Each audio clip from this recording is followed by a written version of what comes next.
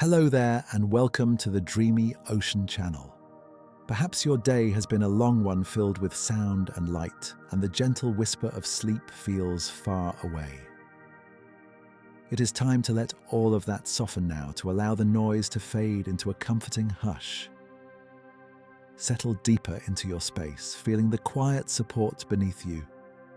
Release any lingering tension in your jaw, letting it hang slack. Allow your shoulders to gently drop, as if shedding a heavy cloak. With each slow, deep breath, imagine a wave of calm washing over you from the crown of your head, down through your limbs, coaxing your entire being into a state of profound relaxation. Let your thoughts become like distant passing clouds, observed without attachment as you prepare to drift. Tonight, we will journey into the vast, mysterious twilight zones of our ocean, seeking a creature of immense scale. A gentle giant, perhaps 5 meters long, whose luminous maw glows softly in the darkness. A being so rarely observed that human encounters number barely 100 in all of recorded time. Allow your mind to become as vast and tranquil as the deep sea itself as we begin to unfold its secrets. An introduction to Megamouth's mystery. Within the vast, dark embrace of the world's oceans, where sunlight fades into an eternal twilight, and the pressures of the deep sculpt life into forms both alien and sublime, there glides a creature so profoundly rare, so utterly mysterious that its very existence remained a whispered secret until a relatively recent moment in human history. This is the realm of Megachasma pelagios, the colossal Megamouth Shark, a being that moves through the liquid shadows with the silent grace of a phantom, a living enigma measuring up to 5 meters or 16 feet in length, yet witnessed by human eyes on barely 100 occasions across the span of documented time. Its presence is less a sighting and more a fleeting apparition, a momentary ripple in the fabric of the ocean's grand unfolding mysteries, leaving behind only the profound echo of its immense gaping mouth. To utter its scientific name, Megachasma pelagios, is to invoke images of its most striking feature and its chosen domain, Megachasma. A compound of ancient Greek roots, translates quite literally to great chasm or enormous mouth. A fitting descriptor for an animal whose feeding apparatus is so disproportionately vast, so cavernous that it seems to dominate its entire being. And pelagios, signifying of the open sea, speaks to its preference for the boundless, unconfined waters, far from the continental shelves, a world of perpetual motion and depth that acts as both its sanctuary and its cloak. This creature is not one to linger in coastal shallows or near the familiar reefs. Its home is the boundless blue, the three-dimensional wilderness, where the nearest solid ground might lie, thousands of meters below a world of unimaginable volume and solitude. For millennia, humanity peered into the ocean's depths with a mixture of awe and apprehension, often populating its unseen realms with mythical beasts born of fear and imagination. Yet even in the wildest tales of sea serpents and leviathans, few could have truly conceived of a shark of such immense proportions, designed not for the savage pursuit of large prey, but for the gentle, almost imperceptible harvesting of microscopic organisms. The Megamouth, in its silent, unhurried passage, defies many of our ingrained assumptions about large predators of the deep. It is a testament to the ocean's boundless capacity for generating life in forms that continuously challenge our understanding, a living contradiction of what we thought we knew about the distribution and ecological roles of the planet's largest inhabitants. The sheer rarity of encountering this magnificent animal contributes significantly to its mythic status.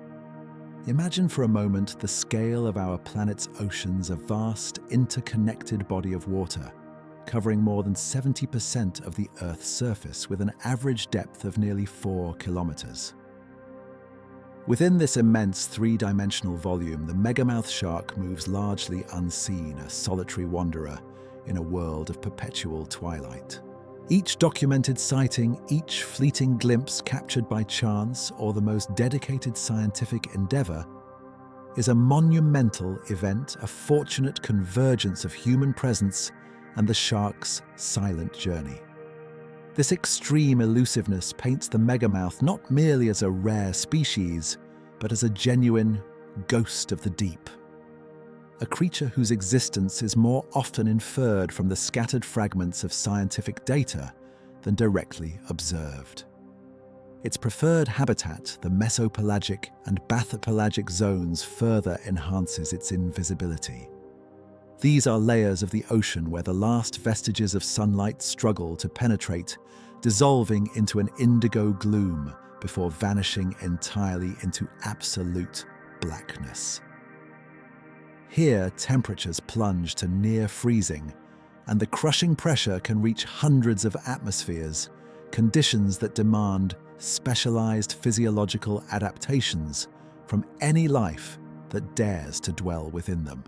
The Megamouth shark is perfectly attuned to this environment, its body streamlined for efficient movement through the dense water, its sensory organs finely tuned to detect the subtle vibrations and chemical cues in a world devoid of visual landmarks. It is a realm where the familiar rules of the surface world no longer apply, a silent, cold, and dark expanse that serves as an almost impenetrable sanctuary for this gentle giant. The existence of such a large filter-feeding shark in the deep ocean was for a long time an unwritten chapter in marine biology. Prior to its discovery, the scientific community had identified two other species of large filter-feeding sharks: the massive whale shark, the largest fish in the world, and the basking shark, both of which are primarily surface dwellers, frequenting the sunlit upper layers of the ocean where plankton blooms are most abundant. The idea of a third, equally immense filter-feeding shark, residing predominantly in the deep, actively migrating between different depths, was a concept that had not been widely entertained. Its unveiling thus represented not just the discovery of a new species, but the revelation of an entirely new ecological niche for large marine vertebrates, prompting a re-evaluation of our understanding of deep-sea biodiversity and the complex food webs that sustain it. The very scale of the ocean itself acts as a formidable barrier to our understanding. Imagine attempting to track a single 5-meter animal across an area larger than all the Earth's continents combined, often at depths where human-made submersibles are challenged by immense pressures and limited visibility. Our technological capabilities, though advanced, are still rudimentary when faced with the sheer vastness and hostility of the deep-sea environment. Each expedition, each remotely operated vehicle deployment, each sonar ping represents a tiny pinprick of light in an otherwise boundless darkness. The Megamouth shark, therefore, is not merely hidden by its elusive nature, but by the very immensity of its watery world, a world that guards its secrets with an unwavering resolve, presenting only occasional, tantalizing glimpses of its hidden wonders. Even its diet, consisting primarily of euphorsiids commonly known as krill and other small crustaceans, contributes to its mysterious way of life. Unlike predatory sharks that leave behind telltale signs of their hunts, scattered remains, bite marks on larger prey, the megamouth consumes its microscopic food with an almost imperceptible efficiency. It swims with its colossal mouth agape, filtering vast quantities of water through its gill rakers, which act like a finely woven sieve, trapping the tiny organisms that sustain its enormous body. This method of feeding is a silent, gentle ballet of consumption, leaving no dramatic evidence of its passage, no violent struggles to mark its presence. It is a hunter, yes, but one that operates on a scale so minute and with such quiet grace that its impact on the visible ecosystem is almost entirely absent. The Megamouth Shark exists as a perpetual reminder of how much remains unknown about our own planet, particularly within its deepest, most ancient realms.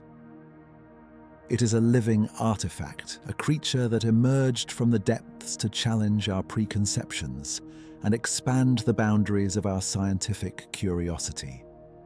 Each fragment of information gleaned about its biology, its behavior, its life cycle feels like a precious jewel unearthed from an impossibly deep mine, offering a tiny flicker of illumination into a vast, dark chamber. The mystery surrounding the Megamouth is not merely about a single species. It is a profound reflection of the enduring secrets held within the ocean's vast embrace. An invitation to gaze into the unknown with a sense of wonder, allowing our minds to drift into the quiet contemplation of what else might be patiently awaiting discovery in the boundless, unseen depths. Its story is one of profound silence, an immense scale a whisper from the deep that continues to captivate and intrigue, beckoning us closer to its enigmatic world. A serendipitous discovery in 1976. The vast, shimmering expanse of the Pacific Ocean, stretching westward from the sun-drenched shores of Hawaii, held its secrets close, its profound depths concealing wonders beyond human comprehension for countless ages. Yet there are moments when the immense silent curtain of the deep is momentarily drawn back, not by design, but by a confluence of chance and circumstance revealing a glimpse of the extraordinary. Such was the case on a day that would forever alter our understanding of marine life, November 15th, 1976. On this particular day, a United States Navy research vessel designated AFB-40s, though often referred to by its more evocative name, the USS Pioneer, found itself far offshore, approximately 42 kilometers northeast of the island of Oahu. Its mission was not to seek out new species, but rather to deploy a specialized parachute-like sea anchor, a massive conical drogue designed to stabilize the ship in the turbulent ocean currents, allowing for precise acoustic measurements to be taken in the silent watery medium below. The sea anchor, a colossal fabric structure unfurling slowly into the indigo depths, was a familiar piece of equipment, its deployment a routine operation for the crew. It descended a silent, drifting presence into the mesopelagic zone, that realm of perpetual twilight, where the last faint rays of sunlight dissolve into an ethereal blue-black. As the heavy cables hummed with tension, meticulously controlled by the ship's winches, an unexpected resistance began to register, a pull, more substantial, more organic than the familiar drag of water against fabric. It was not a snag on the rocky seabed, for they were far from any such obstruction. It was a living weight, a massive, struggling presence that had become inextricably entangled within the vast folds of the parachute. A quiet alarm, a murmur of curiosity rippled through the crew. What colossal creature, what leviathan of the deep could possess such strength, such bulk as to impede the steady descent of their anchor? The decision was made to retrieve the anchor, a process that became an arduous slow-motion ballet against the immense power of the ocean and the unknown entity caught within its grasp. Hour after hour, the winches groaned slowly, deliberately winding the heavy lines back towards the surface. The anticipation on deck grew with each meter of cable, recovered a mix of apprehension and profound wonder. What would emerge from the inky blackness? A colossal squid, some monstrous legendary fish, The ocean in its infinite capacity for surprise was about to offer something entirely unforeseen. A creature so novel that it would necessitate the creation of not just a new species, but an entirely new genus, and indeed, a new family within the grand classification of life. As the great parachute-like form slowly ascended, breaking the surface with a rush of foaming water, a truly astonishing sight began to materialize. Encased within the sturdy fabric, its immense body thrashing with diminishing vigor, was a shark unlike any ever described, unlike any ever imagined. It was a male, a colossal specimen measuring 4.46 meters, or approximately 14.5 feet, from the tip of its snout to the sweep of its tail. Its estimated weight was a staggering 750 kilograms, or roughly 1,650 pounds, a formidable mass of muscle and cartilage. The initial impression was one of overwhelming scale, a creature of such magnitude emerging from the depths that it seemed to defy the very laws of known biology. Its skin, a mottled brownish black on its dorsal surface, fading to a paler, almost milky white on its underside, was rough to the touch. Covered in the characteristic denticles of a shark, yet its overall form was surprisingly robust, almost bulbous in its anterior section. But it was its mouth, its namesake feature, that truly commanded attention, drawing the gaze of every astonished observer. It was an immense cavernous opening, disproportionately vast, compared to the rest of its head occupying nearly the entire width of its broad, flattened snout. When fully agape, it presented a dark, elliptical void, rimmed by thick, fleshy lips, almost rubbery in appearance, giving the impression of a perpetually surprised or perpetually hungry entity. Within this colossal maw, hundreds of tiny needle-like teeth, almost insignificant in size given the shark's immense proportions, were arranged in rows, designed not for tearing flesh, but for ensuring the capture of microscopic prey. The sheer size of this oral cavity was immediately indicative of a filter-feeding lifestyle, yet the deep-water habitat suggested by its capture location was profoundly incongruous with the known surface-dwelling filter feeders like the whale shark and the basking shark. Word of this unprecedented catch quickly spread through scientific channels, reaching the ears of marine biologists who understood the profound implications of such a discovery. Dr. Leighton Taylor, a renowned ichthyologist then based in Hawaii, was among the first to arrive on the scene, his scientific curiosity immediately ignited by the reports of a monster shark. He was joined by other esteemed colleagues, including Dr. John E. Randall and L.R. Gus Taylor, all converging to examine this extraordinary specimen with meticulous care and a sense of profound awe. As they began their detailed measurements, photographs, and initial dissections, the magnitude of the discovery became increasingly clear. This was not merely a new species, it was a creature so distinct, so evolutionarily divergent, that it represented an entirely new family of sharks, a branch on the tree of life, previously unknown to science. The process of scientific classification, of formally naming and describing this new entity, commenced with a meticulous rigor.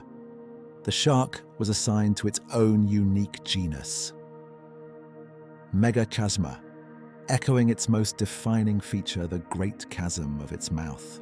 The species epithet, pelagios, was chosen to reflect its existence in the open ocean, the vast pelagic zone from which it had so unexpectedly emerged.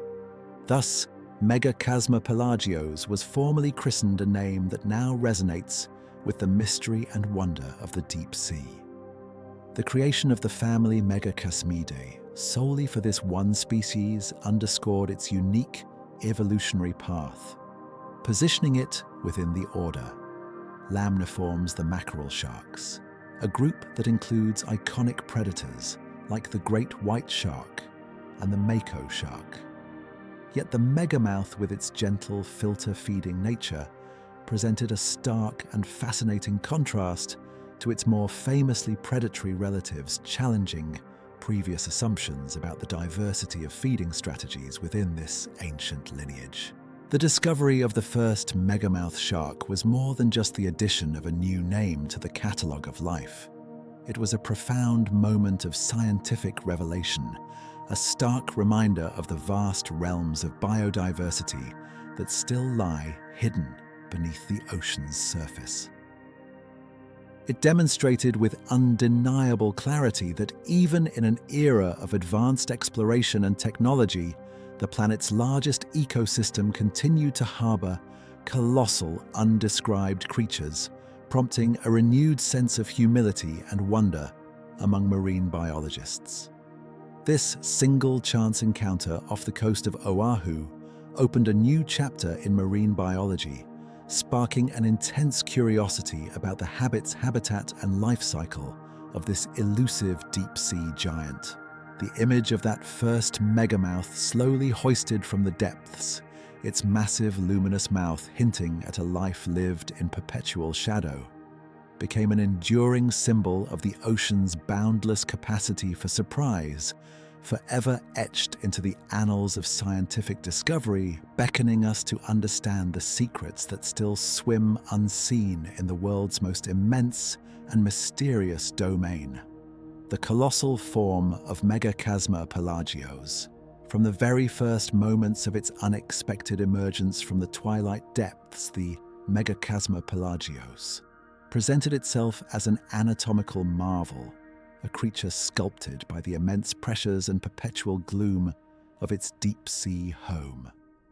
Its form, though undeniably shark-like, possessed a unique robustness, a certain rounded, almost ponderous quality that set it apart from the sleek, torpedo-like silhouettes of many of its lamniform relatives. Imagine a body that, while streamlined for efficient movement through the dense water, also conveyed a sense of substantiality, a living mass designed for endurance rather than explosive bursts of speed.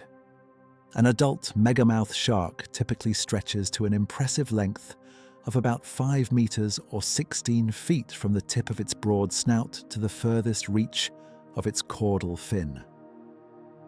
This considerable size places it among the largest fish in the ocean, a true giant dwelling in the unseen realms. Yet its immense bulk, often weighing upwards of 750 kilograms or roughly 1,650 pounds, is carried with a surprising, almost ethereal grace in its natural element. The overall body shape can be described as fusiform, tapering gently from a relatively broad head and midsection towards a powerful yet slender tail. However, unlike the more acutely pointed snouts of predatory sharks, the megamouth's anterior is distinctly blunt, almost rounded, culminating in a broad, flattened forehead that gives it a somewhat docile, even benevolent appearance. This broadness is an essential feature directly linked to its unique feeding strategy, as it provides the foundation for the most striking and defining characteristic of the entire animal, its colossal mouth. This mouth, the great chasm from which its scientific name derives, is truly a spectacle of biological engineering. It is not positioned ventrally beneath the snout, as is common in many sharks, but rather terminally, directly at the very front of its head, an enormous gaping aperture that dominates the entire facial region. When fully opened, it forms a vast elliptical, almost U-shaped portal, a dark, cavernous entrance into its being capable of encompassing an astounding volume of water. The sheer scale of this oral cavity is breathtaking, suggesting a creature perpetually poised to engulf the very essence of its environment. Surrounding this immense opening are thick, fleshy lips, almost rubbery in texture, which are believed to play a crucial role in enhancing the efficiency of its filter-feeding mechanism, perhaps by creating a more effective seal or by subtly guiding water inwards. These lips are often observed with a distinctive pale, almost silvery coloration, which, as we shall explore, is thought by some scientists to be linked to a fascinating bioluminescent property. Within this colossal maw lies a multitude of tiny, almost insignificant teeth. Unlike the formidable razor-sharp blades of a great white shark or the piercing conical teeth of a mako, the megamouth's teeth are small, numbering in the hundreds, almost needle-like in their slenderness. They are arranged in multiple rows, but they are not designed for tearing, biting, or gripping large prey. Instead, their delicate structure suggests a function more akin to a fine-toothed comb, perhaps assisting in retaining the smallest of organisms that enter its vast oral cavity, or perhaps serving a vestigial purpose from a more predatory ancestry. The true filtering mechanism, however, lies further back within the gill arches. These are the specialized gill rakers, a complex network of cartilaginous projections that extend inwards from the gill arches, forming a dense, interlocking sieve. As the megamouth swims with its mouth agape, filtering vast quantities of seawater, these gill rakers efficiently strain out the microscopic zooplankton and small crustaceans trapping them, while allowing the water to pass freely over the gills and exit through the 5 pairs of large, prominent gill slits located on either side of its head. The sheer size of these gill slits, like wide vertical apertures, underscores the immense volume of water that must be processed to sustain such a large animal on a diet of minuscule organisms. Above its cavernous mouth, the megamouth's eyes appear relatively small, almost subdued in comparison to the overall scale of its head.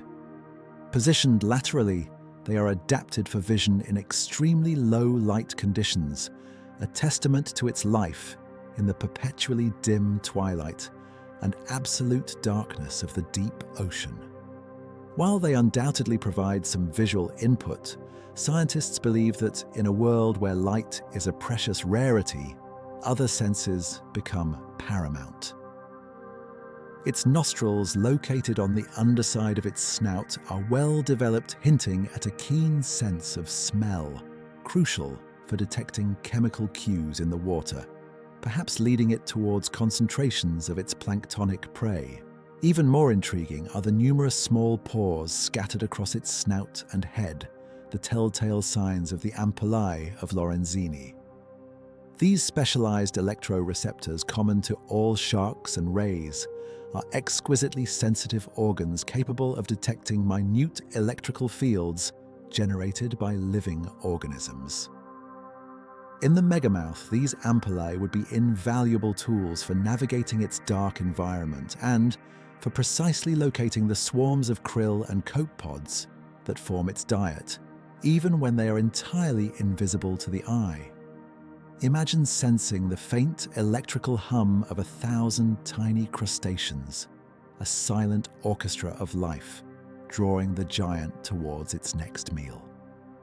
Moving beyond the head, the megamouth's body trunk is robust, gradually tapering towards the tail.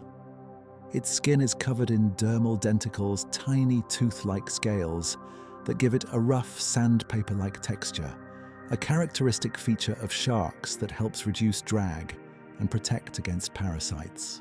The coloration of its skin is a subtle yet effective adaptation to its deep-sea existence, a dusky brownish black across its dorsal or upper surface, fading to a much paler, almost milky white on its ventral or underside. This countershading, a common camouflage technique in the ocean, might seem less critical in the absolute darkness of the deep.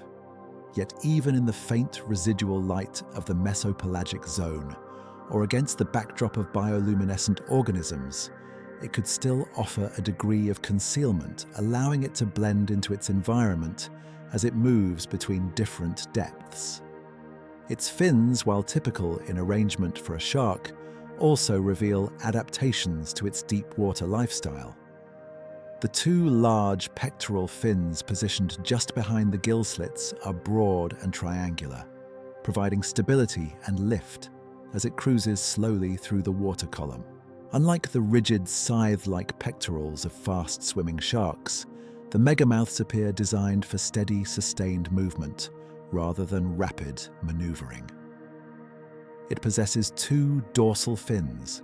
The first is notably larger and more prominent than the second, both serving to stabilize its substantial body. The paired pelvic fins are relatively small, located further back on its underside, contributing to its overall balance. A small anal fin is also present, situated just anterior to the caudal or tail fin. The caudal fin itself is a powerful crescent-shaped structure, distinctly heterocircle, meaning its upper lobe is significantly longer than its lower lobe. This asymmetrical design is characteristic of many sharks and is primarily responsible for generating the forward thrust that propels the megamouth through the water. While it is not built for bursts of speed, the continuous rhythmic undulations of this powerful tail fin allow the megamouth to maintain a steady, unhurried pace, a slow, perpetual motion, perfectly suited to its energy-conserving, filter-feeding existence in the vast, food-scarce depths. Internally, the megamouth, like all sharks, possesses a cartilaginous skeleton, which is lighter and more flexible than bone, an advantage in the deep, high-pressure environment. A particularly notable internal feature, though not directly visible, is its exceptionally large, oil-rich liver. This massive organ, often comprising a significant percentage of its total body weight, is crucial for buoyancy control. Unlike bony fish sharks lack a swim bladder, relying instead on the low density of squalene, a hydrocarbon found in high concentrations within their liver oil, to achieve neutral buoyancy. This adaptation allows the megamouth to effortlessly suspend itself in the water column at various depths without expending excessive energy, a vital strategy for a creature that must constantly filter water for sustenance in an environment where energy conservation is paramount. Its musculature, while powerful, is likely adapted for sustained, slow-twitch contractions, enabling continuous low-speed cruising rather than high-speed pursuit. Every aspect of the megamouth's colossal form, from its broad, blunt snout and immense glowing maw to its large, oil-filled liver and specialized sensory organs, speaks of a profound evolutionary journey within the deep ocean. It is an anatomy of rarity, each feature a whisper of adaptation to a life lived in perpetual twilight, a testament to the boundless creativity of evolution in shaping life. To thrive in the most challenging and mysterious realms of our blue planet, a silent living sculpture perfectly tuned to the rhythms of the unseen depths. Unraveling the bioluminescent lure, deep within the boundless, lightless realms of the ocean, where the sun's warmth and vibrant hues never penetrate, a different kind of illumination emerges, born not of stellar fire, but of life itself. This phenomenon, known as bioluminescence, transforms the perpetual darkness into a canvas for living light, a silent, ethereal spectacle where creatures generate their own glow through intricate biochemical reactions. In this world of eternal twilight and absolute blackness, light is not a luxury, but a vital tool for survival, a beacon to attract mates, a flash to startle predators, or in the case of some deep-sea hunters, a subtle lure to draw in unsuspecting prey. It is within this context of living light that one of the most intriguing hypotheses surrounding the Megamouth shark, Megachasma pelagios, begins to unfold the theory of its luminous maw, a gentle, glowing portal in the immense darkness designed to beckon its microscopic food. The very first observations of the Megamouth shark, particularly the seminal encounter in 1976, provided tantalizing clues. Observers noted a distinctive pale, almost silvery white, coloration around the interior of its colossal mouth, especially on its thick, fleshy lips. In the dim, artificial light of the ship's deck, this contrast was subtle, yet remarkable. For a creature otherwise cloaked in dusky browns and blacks, this internal paleness seemed to whisper of a deeper purpose, an adaptation that transcended mere camouflage. As subsequent specimens were examined, this pale oral lining became a consistent feature, prompting scientists to ponder its function in an environment where ambient light is virtually non-existent. Could this pale coloration be more than just a pigment? Could it be, in fact, a bioluminescent organ, a living lamp designed to cast a gentle glow into the surrounding blackness? The hypothesis of a luminous maw suggests that the Megamouth shark possesses the extraordinary ability to produce its own light within its immense mouth. Imagine for a moment being a tiny zooplankton, a minuscule crustacean drifting passively in the cold, dark water column, perhaps kilometers beneath the surface. For you, the world is a tapestry of faint chemical signals, subtle pressure changes, and the occasional fleeting flash of bioluminescence from another creature. Then, in the profound, crushing blackness, a soft, diffuse glow begins to materialize. A pale, inviting luminescence, not bright or startling, but gentle, almost like a distant, underwater aurora. This is the proposed effect of the Megamouth's glowing mouth, a subtle beacon designed to mimic the faint light produced by aggregations of its own prey, or perhaps even the faint, shimmering glow of phytoplankton, the primary producers at the base of the deep-sea food web. The mechanism by which this bioluminescence might be produced is itself a subject of ongoing scientific speculation, as direct observation of a living megamouth actively glowing in its natural habitat remains an elusive dream. There are primarily two ways marine organisms generate light. The first involves an intrinsic biochemical reaction where specialized light-producing cells called photocytes contain a molecule called luciferin. When luciferin reacts with an enzyme called luciferase, in the presence of oxygen and other cofactors, light is emitted. This is the same elegant chemistry that powers the glow of fireflies and many deep-sea fish.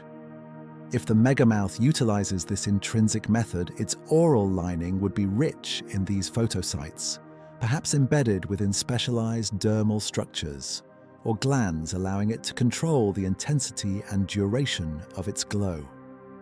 The second possibility, equally fascinating, involves symbiosis with bioluminescent bacteria. Many deep-sea creatures, from anglerfish with their glowing lures to certain squid and fish with light organs, host colonies of light-producing bacteria within specialized sacs or tissues. These bacteria, in exchange for a protected environment and a steady supply of nutrients, continuously produce light, which the host can then modulate by controlling blood flow, contracting chromatophores, or even by physically covering the light organ. If the megamouth harbors such symbiotic bacteria, its pale oral tissues would serve as a living culture medium, a sanctuary for these luminous microbes, allowing the shark to essentially wear a living light source. Distinguishing between these two mechanisms would require detailed histological examination of fresh tissue, a rare opportunity given the shark's extreme rarity. Regardless of the precise biological machinery at play, the functional purpose of this luminous maw is hypothesized to be a remarkably elegant and energy-efficient hunting strategy. For a creature of such immense size sustained by microscopic prey, every calorie counts. Actively pursuing individual krill or copepods would be an energetically wasteful endeavor in the vastness of the deep ocean. Instead, the megamouth likely employs a passive sit and wait or slow cruise approach, using its glowing mouth as a living trap. The gentle luminescence would act as a phototactic lure, drawing in smaller, light-sensitive organisms that are either attracted to light itself or perhaps mistake the glow for a feeding aggregation of their own kind, or even for the faint shimmer of algae they might consume. Imagine the megamouth slowly, silently moving through the mesopelagic zone, its colossal mouth held slightly ajar, casting a soft, diffuse light into the surrounding darkness. This subtle illumination would create a small, localized zone of attraction, a miniature oasis of light in a world of pervasive gloom. Tiny zooplankton, perhaps perceiving this glow as a safe haven or a potential food source, would instinctively drift closer, drawn towards the pale luminescence. As they accumulate within the illuminated zone, the megamouth would then simply continue its gentle forward motion, or perhaps slowly close its immense jaws, filtering the water and engulfing the concentrated swarm of unsuspecting prey that has been so subtly enticed. It is a testament to the evolutionary ingenuity of deep-sea life, where the most profound adaptations often involve the manipulation of the scarcest resource, light. The energy cost associated with producing bioluminescence, whether intrinsically or symbiotically, is not insignificant. However, for a filter feeder in a food-scarce environment, the energetic return on investment from attracting prey directly to its mouth could be far more efficient than actively chasing down dispersed food particles. This strategy minimizes the need for high-speed swimming or complex maneuvering, allowing the megamouth to conserve precious energy, a paramount concern in the cold, nutrient-poor depths. Furthermore, the ability to control the luminescence, perhaps to dim or brighten, it could offer additional advantages, allowing the shark to adapt its lure based on ambient light levels or the behavior of its prey.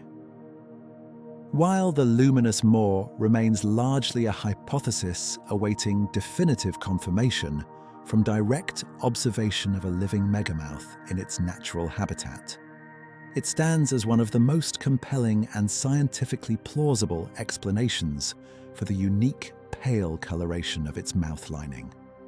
It speaks to a profound understanding of the deep-sea environment where sight is a luxury and light, when used judiciously, becomes an irresistible force. This proposed adaptation paints a picture of the megamouth not just as a colossal filter feeder, but as a master of subtle deception, a gentle giant that uses the very essence of its being, a soft, living light, to draw sustenance from the vast, dark, and mysterious ocean. It is a whisper of light in the deep, a silent invitation from the glowing chasm beckoning the microscopic world towards its tranquil, consuming embrace. Megamouth's deep ocean domain. As the soft, alluring glow of its immense mouth, a silent beacon in the profound darkness, draws sustenance from the microscopic world, the Megamouth Shark. Megachasma pelagios truly comes alive within its chosen domain, the deep open ocean. This is not merely a place, but a vast three-dimensional universe of liquid, stretching from the sun-drenched surface down to the abyssal plains, a world sculpted by forces far removed from our terrestrial experiences. It is within specific challenging layers of this immense blue realm that the megamouth spends its quiet, enigmatic life, a perpetual wanderer in a landscape of endless water, where light is a precious rarity and pressure is an omnipresent embrace. The ocean in its vertical expanse is often described in distinct layers, each possessing its own unique characteristics of light, temperature, and pressure. The uppermost layer, known as the epipelagic zone, extends from the surface down to about 200 meters, or 660 feet. This is the sunlit realm where photosynthesis thrives, where the vast majority of marine life that we are familiar with resides a vibrant, bustling world of color and movement. Below this, however, begins the Megamouth's true home, a transition into realms of increasing mystery and challenge. The first of these deep-sea territories is the mesopelagic zone, often referred to as the twilight zone. This vast intermediate layer stretches from approximately 200 meters down to about 1,000 meters or 3,300 feet. Here, the sun's rays, having traversed hundreds of meters of water, are dramatically attenuated, transforming from the full spectrum of surface light into a monochromatic world of muted blues and greens. What little light remains is diffuse, ethereal, barely enough to cast shadows, fading gradually into an absolute, impenetrable blackness as one descends deeper within this zone. For the Megamouth, this is a crucial hunting ground, a place where it likely spends significant portions of its day, particularly during the crepuscular hours of dawn and dusk, and throughout the night when its prey ascends from deeper, darker waters. Within the mesopelagic zone, the temperature begins its steady, inexorable decline. While surface waters can vary wildly in warmth, the twilight zone offers a more stable, though significantly colder, environment. Temperatures here typically range from about 10 degrees Celsius or 50 degrees Fahrenheit at its upper boundary, plummeting to around 4 degrees Celsius or 39 degrees Fahrenheit at its lower reaches. This pervasive, unyielding chill permeates every molecule of water, a temperature so stable it feels ancient, profoundly influencing the metabolism and life processes of all creatures that dwell within it. For the Megamouth, this consistent cold means a slower metabolism, a more energy-efficient existence perfectly suited to its filter-feeding strategy, where bursts of speed are rarely, if ever, required. As one descends further beyond the 1,000-meter mark, the mesopelagic zone gives way to the bathypelagic zone, the midnight zone. This is the realm of absolute eternal darkness extending down to 4,000 meters or 13,000 feet and beyond. Here, no trace of sunlight ever penetrates. The world is bathed in an inky blackness, broken only by the fleeting, often mesmerizing flashes of bioluminescence generated by its inhabitants. For the Megamouth, the bathypelagic zone represents a daytime sanctuary, a deep refuge where it can retreat during the hours when the faint twilight of the mesopelagic might make it more visible to potential predators, though its immense size likely offers considerable protection.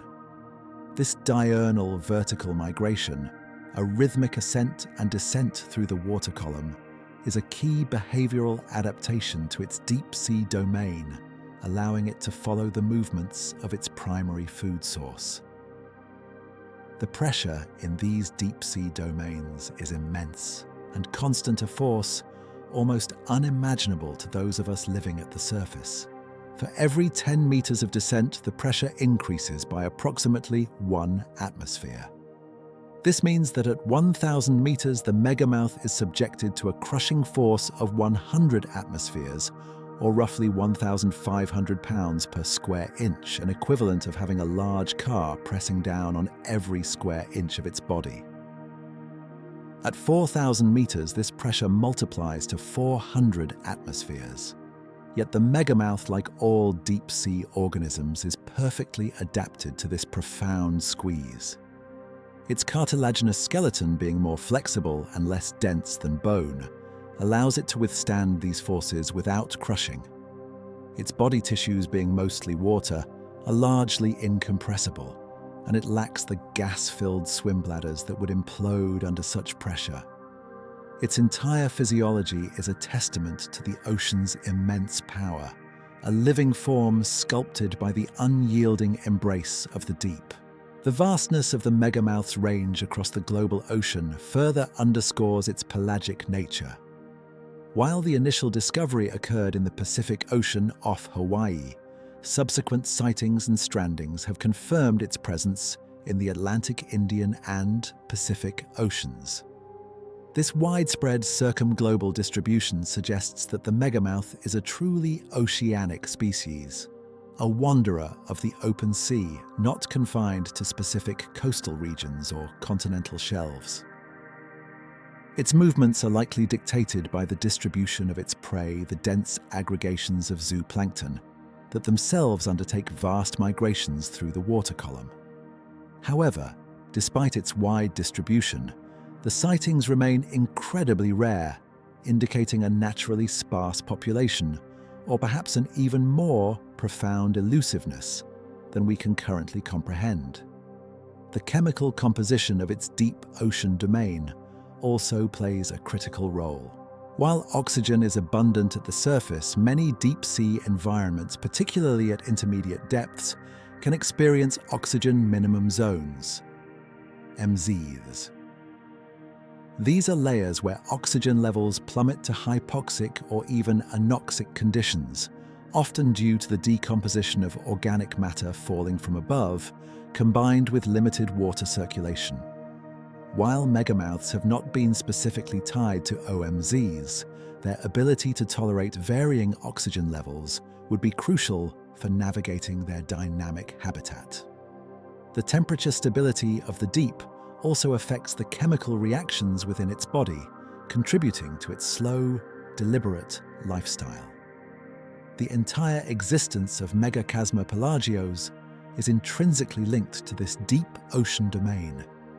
Its large, oil-rich liver, which can account for a significant portion of its body mass, is a crucial adaptation for buoyancy control, allowing it to effortlessly suspend itself at various depths without expending excessive energy.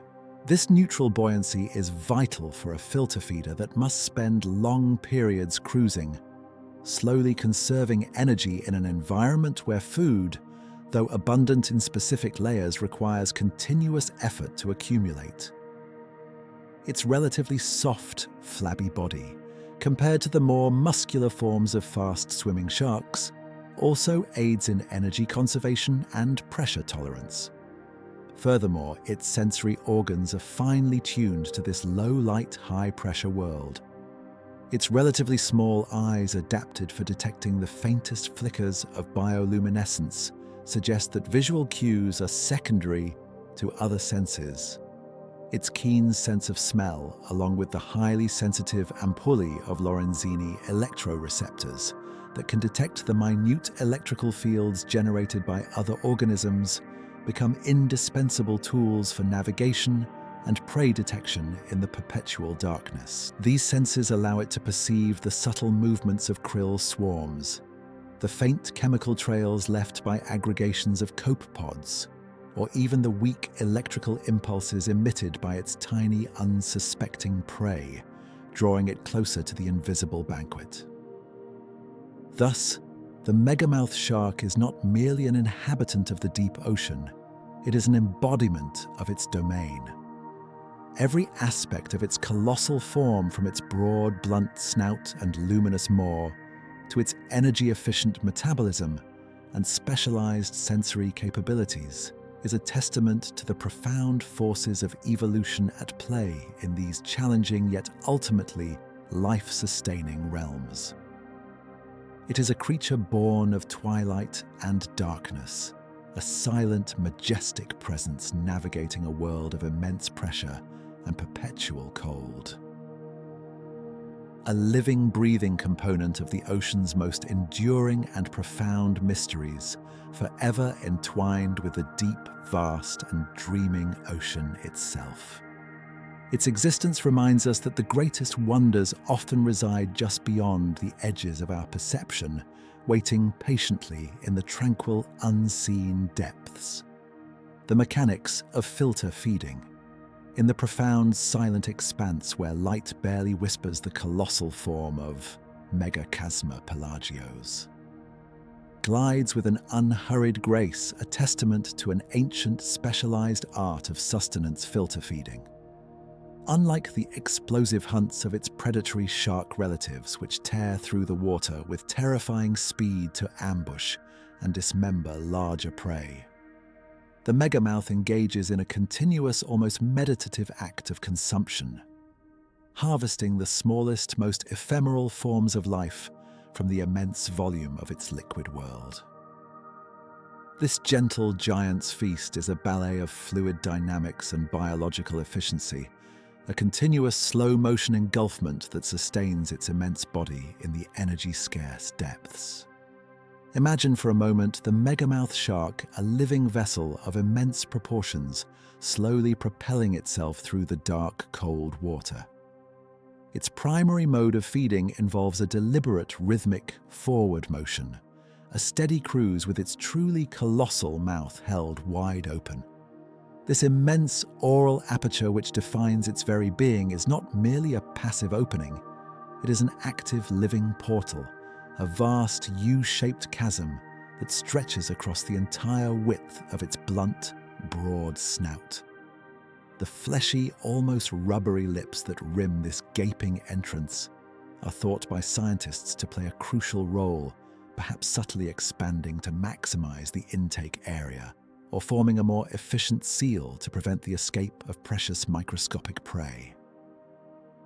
As the megamouth moves, this open maw becomes a living funnel, silently gathering vast quantities of seawater into its cavernous interior. The sheer volume of water that must pass through this living filter is staggering. To sustain a body weighing hundreds of kilograms on a diet of organisms barely visible to the naked eye, the megamouth must process an almost unimaginable quantity of its surrounding environment. With each meter, it traverses the water flows smoothly, inexorably into the vast chamber of its mouth, a gentle current guided by the shark's steady forward momentum.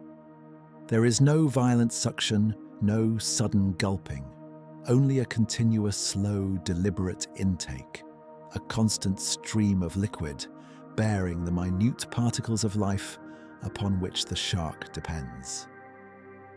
Once inside the buccal cavity, the water, now laden with its microscopic passengers, is directed towards the shark's highly specialized gill apparatus. Unlike bony fish that actively pump water over their gills, sharks utilize a process known as ram ventilation, particularly evident in active swimmers like the megamouth. By swimming forward with its mouth open, it creates a continuous flow of water over its gill filaments, ensuring a constant supply of oxygen. But for the megamouth, these gill arches serve a dual, equally vital purpose. They are the structural framework for its intricate filtering mechanism. Projecting inwards from these 5 pairs of robust gill arches are hundreds, perhaps thousands of specialized structures known as gill rakers. These are not the delicate feather-like filaments used for gas exchange, but rather rigid, cartilaginous projections arranged in dense, overlapping rows.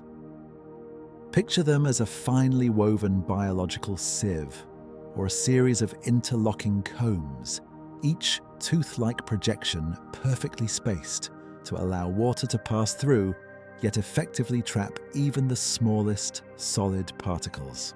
The individual gill rakers are slender, almost spine-like, yet incredibly resilient, designed to withstand the continuous flow of water and the constant collection of minute organisms without damage.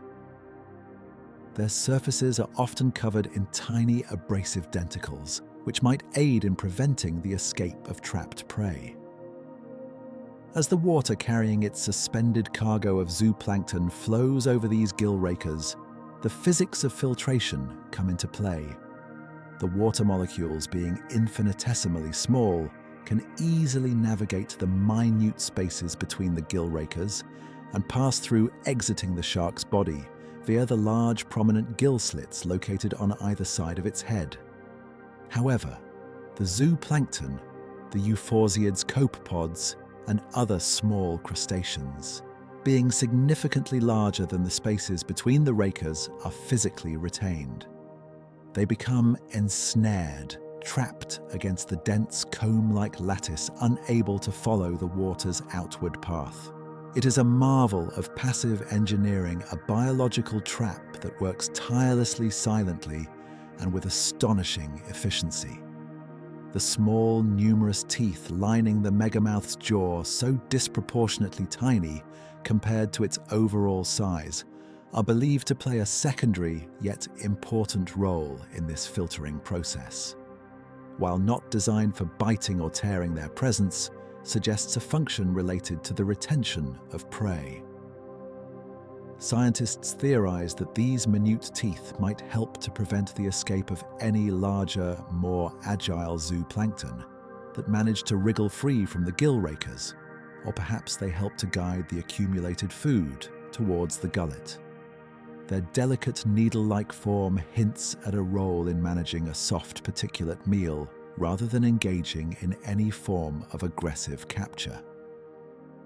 Once the zooplankton are effectively filtered and concentrated against the gill rakers, they form a dense, nutrient-rich paste. Periodically, or perhaps continuously, the megamouth employs a subtle yet powerful mechanism to dislodge this accumulated food and direct it towards its esophagus. This might involve a slight contraction of the pharyngeal muscles, a gentle gulping action, or even a rhythmic flexing of the gill, arches themselves effectively scraping the concentrated prey from the rakers and propelling it towards the digestive tract. The entire process is seamless, a continuous cycle of intake, filtration, and ingestion, all occurring beneath the surface of the deep, unseen, and unheard by the outside world. The efficiency of this filter-feeding strategy is paramount for the megamouth's survival in its deep-sea environment.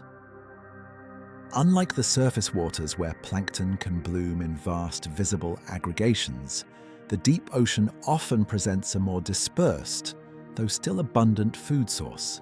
By continuously filtering vast volumes of water, the megamouth can accumulate enough microscopic organisms to sustain its immense body without expending excessive energy in active pursuit. This energy conservation is further aided by its large, oil-rich liver, which provides neutral buoyancy, allowing the shark to float effortlessly at various depths, reducing the muscular effort required to maintain its position in the water column while it feeds. Its relatively slow cruising speed is perfectly matched to this energy-efficient feeding method. Furthermore, the hypothesized bioluminescent lure of its pale maw, as explored previously, would work in perfect synergy with this filter-feeding mechanism.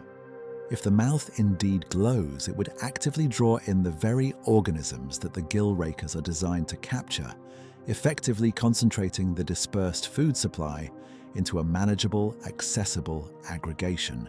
This would transform its passive filtering into a subtly active attraction, maximizing the efficiency of each mouthful.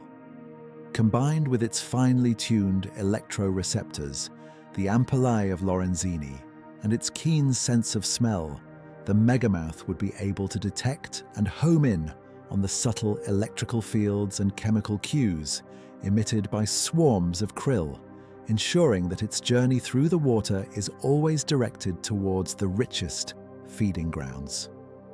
The rhythmic, continuous nature of this feeding process is a defining characteristic of the megamouth's life. It is not a creature that feeds in discrete, dramatic events, but rather one that is perpetually engaged in a slow, deliberate act of consumption, a living testament to the power of accumulation over brute force. Its feast is a silent, unending dance with the microscopic world, a profound connection to the smallest forms of life that in their collective immensity sustain one of the ocean's most enigmatic giants. Each slow, unhurried passage through the water mouth agape is a continuation of this ancient, efficient ritual, a gentle giant's feast unfolding endlessly in the deep, dreaming ocean. The megamouth's microscopic diet, within the vast, fluid universe of the ocean where the Megamouth Shark, Megachasma pelagios, undertakes its quiet, perpetual journey, an equally immense and profoundly important world exists unseen by the casual observer. This is the realm of zooplankton, a collective term for the myriad tiny drifting animals that populate every layer of the water column from the sunlit surface to the abyssal plains. These microscopic and near-microscopic organisms, though individually minuscule, collectively represent one of the largest biomasses on Earth, a living, breathing cloud of energy forming the crucial link between the photosynthetic phytoplankton and the larger inhabitants of the marine ecosystem. For the megamouth, these humble, drifting creatures are not merely food. They are the very essence of its existence, the fuel that sustains its colossal form, and their rhythmic movements through the depths create the silent, predictable banquet upon which this gentle giant depends.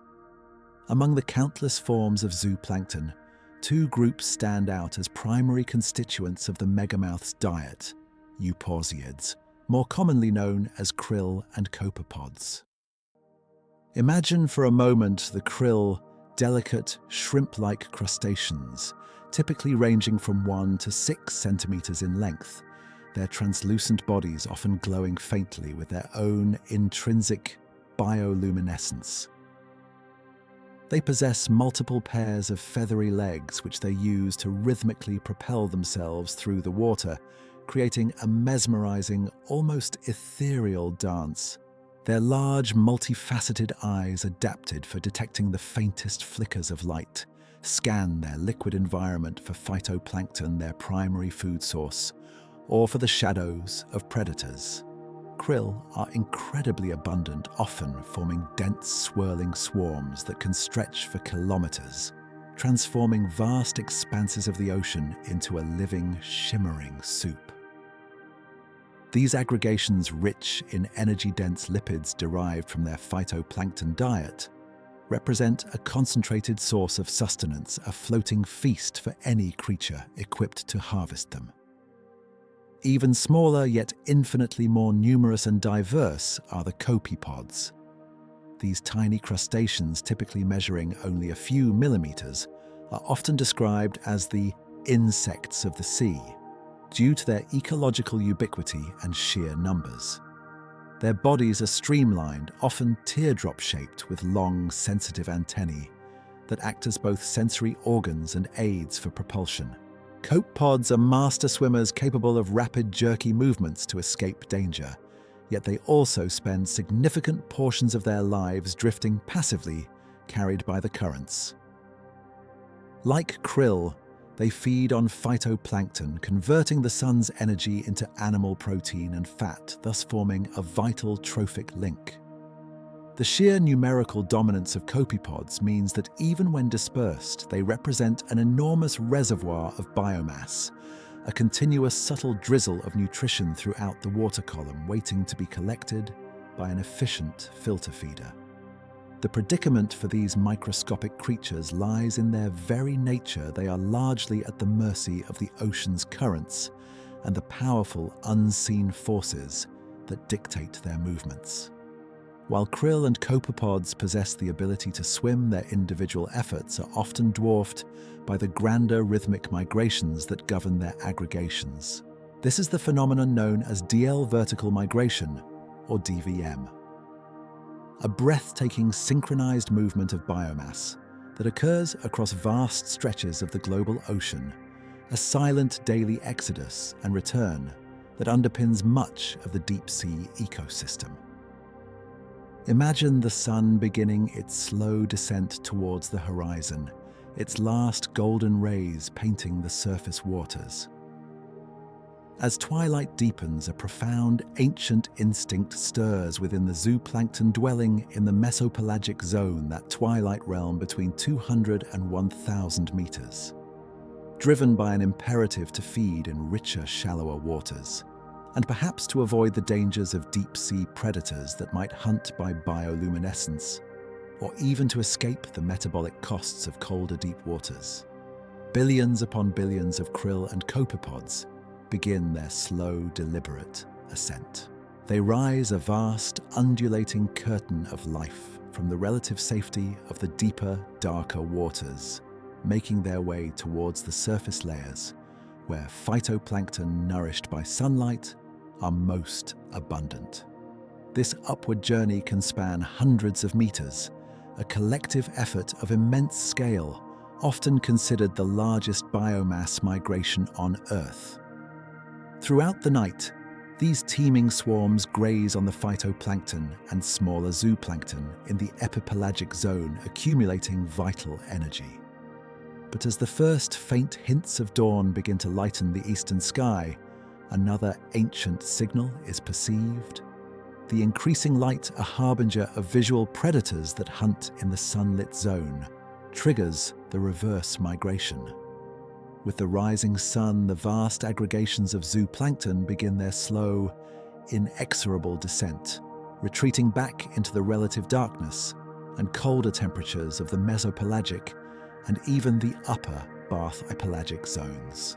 This downward journey as deliberate as their ascent continues until they reach their chosen daytime refuge, where they remain largely hidden from sight, conserving energy in the cold, dim depths until the cycle repeats with the next sunset.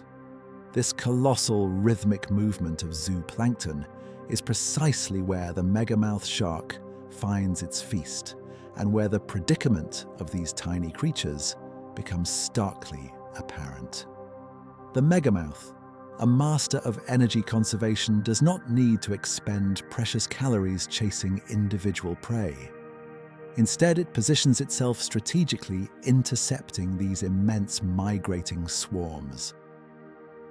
As the zooplankton ascend and descend through the water column, they pass directly through the Megamouth's chosen feeding grounds, often at depths between 100 and 500 meters during the night, and deeper during the day. The shark, with its colossal gaping maw, simply cruises slowly, steadily through these dense concentrations of life, allowing the ocean currents and the zooplankton's own movements to bring the food directly to its filter.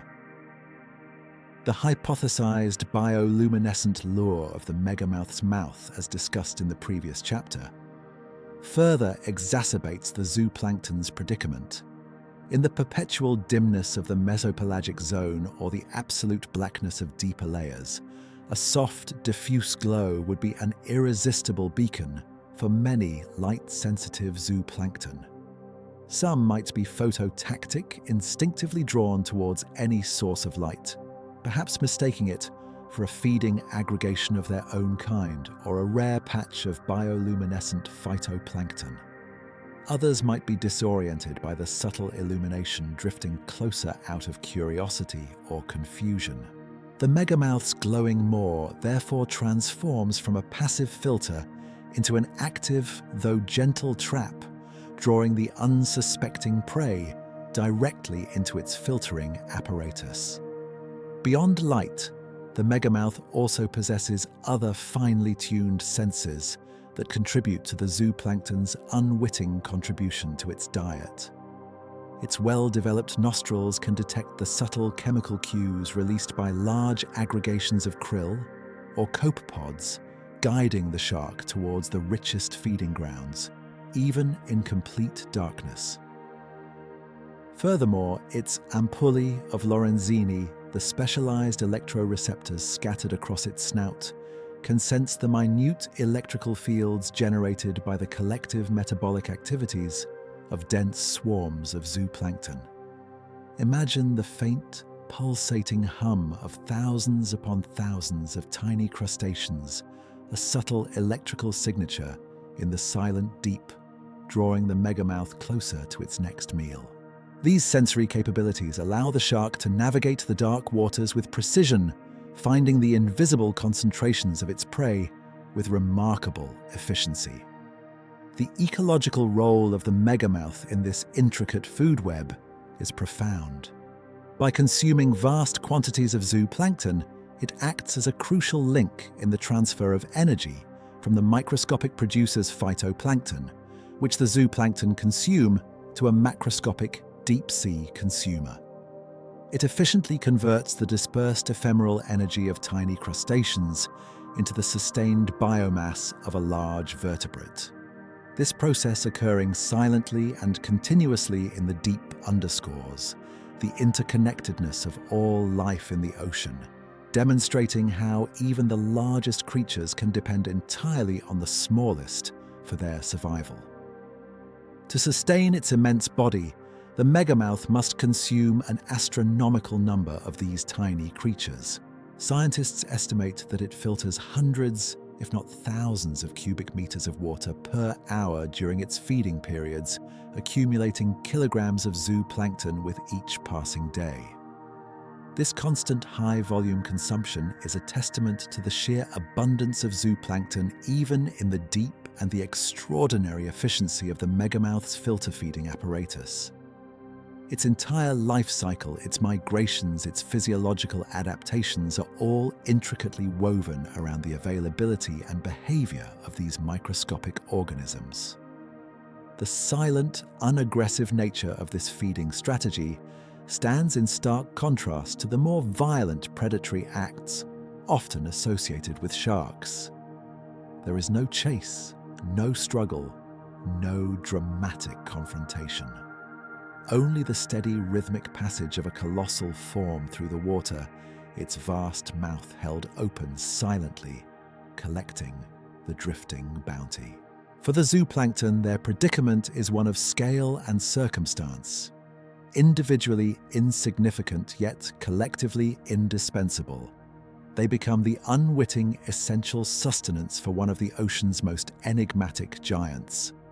Their daily vertical migration, a survival strategy against surface predators, inadvertently guides them into the silent, luminous embrace of the megamouth's maw, a testament to the elegant, often cruel dance of life and death in the deep, dreaming ocean. Speculations on megamouth reproduction and longevity as the colossal megamouth shark. Megachasma pelagios silently navigates its deep ocean domain, perpetually filtering the microscopic bounty that sustains its immense form.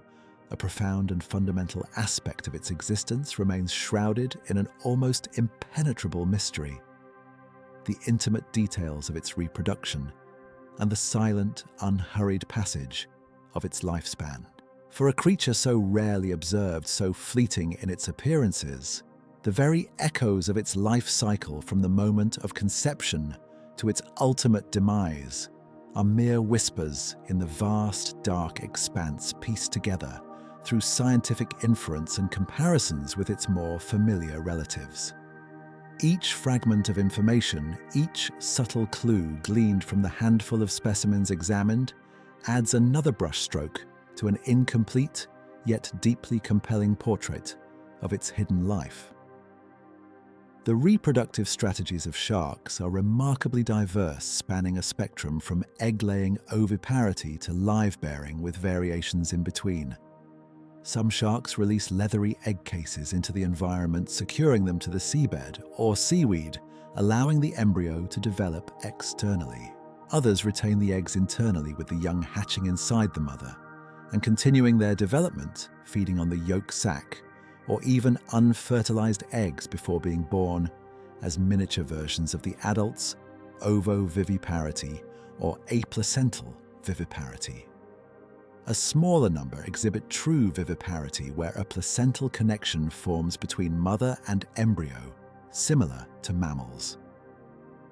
Based on the classification of the megamouth shark within the order Lamniformes, the mackerel sharks, and observations of other large deep-sea dwelling sharks, scientists currently theorize that the megamouth is an ovoviviparous species, a reproductive strategy that offers significant advantages in the challenging, resource-scarce environment of the deep ocean.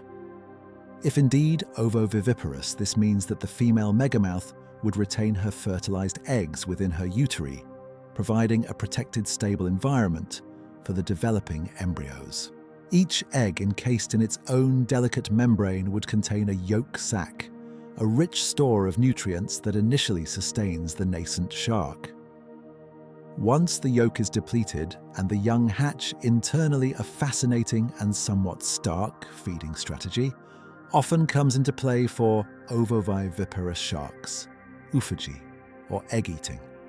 The developing pups would then feed on a continuous supply of unfertilized eggs produced by the mother, a nutrient-rich milk of sorts delivered directly to them within the maternal environment. This ensures a steady supply of energy, allowing the embryos to grow to a substantial size, before birth increasing their chances of survival in the perilous deep. In some extreme cases of ovoviviparity, a phenomenon known as adelphophagy or sibling cannibalism can occur where the strongest embryo consumes its weaker siblings or other unhatched eggs, though there is no direct evidence to suggest this for the megamouth. The very act of mating for megamouth sharks in their vast, dark domain presents its own profound questions. How do these solitary, wide-ranging creatures find each other in the immense, lightless expanse of the deep ocean? The answer likely lies in a combination of highly developed sensory cues. Scientists believe that chemical signals or pheromones released by a receptive female could travel through the water, creating a subtle, invisible trail that a male could follow over considerable distances using its keen sense of smell. Perhaps the male in turn releases its own chemical attractants. Acoustic signals, low-frequency sounds that travel efficiently through water, might also play a role, though direct evidence of sound production in megamouths is currently lacking. And returning to the intriguing hypothesis of its luminous maw, one might even speculate on the possibility of bioluminescent displays. Subtle flashes or patterns of light, used not only for attracting prey, but also for communicating reproductive readiness or signaling presence to a potential mate in the profound darkness. Imagine a silent, luminous courtship dance a slow, ethereal ballet of light in the deep. The gestation period for the megamouth shark is entirely unknown, yet by drawing parallels with other large deep-sea sharks, scientists infer that it is likely to be a prolonged affair spanning many months, possibly even a year or more. The cold temperatures of the deep ocean inherently slow down metabolic processes, including embryonic development. This extended period of internal development allows the pups to reach a considerable size and level of maturity before birth, equipping them with the necessary survival skills for independent life in a challenging environment. When the moment of birth eventually arrives, the female would release fully formed, albeit smaller versions of the adult shark. The litter size is also a matter of speculation, but given the large size of the adults and the energy-intensive ovoviviparous strategy, it is likely that megamouths produce a relatively small number of large, well-developed pups, a reproductive strategy known as K-selection. This contrasts with R-selection, where many small, less developed offspring are produced, often seen in species with high predation rates. The deep-sea environment, while presenting its own dangers, might offer a degree of protection for large, well-developed young, allowing for a lower, yet more successful, reproductive output. The size of megamouth pups at birth is estimated to be around 1 to 2 meters, or 3 to 6 feet, already substantial creatures capable of filtering their own microscopic food. The age and size at which megamouth sharks reach sexual maturity are also profound unknowns. Again, by comparison with other large, slow-growing sharks, it is hypothesized that they mature relatively late in life, perhaps not until they are several years or even a decade or more old. This slow maturation rate is often correlated with long lifespans and is a common characteristic of deep-sea species where slower growth rates are an adaptation to colder temperatures and limited food resources. For a species that is so rarely encountered, each individual represents a significant investment of biological energy, making the successful maturation and reproduction of each shark critically important for the long-term survival of the species. Beyond the mysteries of reproduction, the question of longevity, of how long these silent giants grace the deep ocean, is equally captivating. Sharks as a group are known for their impressive lifespans, with some species living for many decades, even centuries. The Greenland shark, for instance, holds the record as the longest living vertebrate, potentially surviving for over 500 years in the frigid waters of the Arctic. While the Megamouth shark is unlikely to rival such extreme longevity, scientists believe it is almost certainly a long-lived species. Several factors contribute to this hypothesis. Firstly, its deep-sea habitat. The consistently cold temperatures of the mesopelagic and bathypelagic zones lead to a significantly slower metabolism for creatures adapted to these conditions.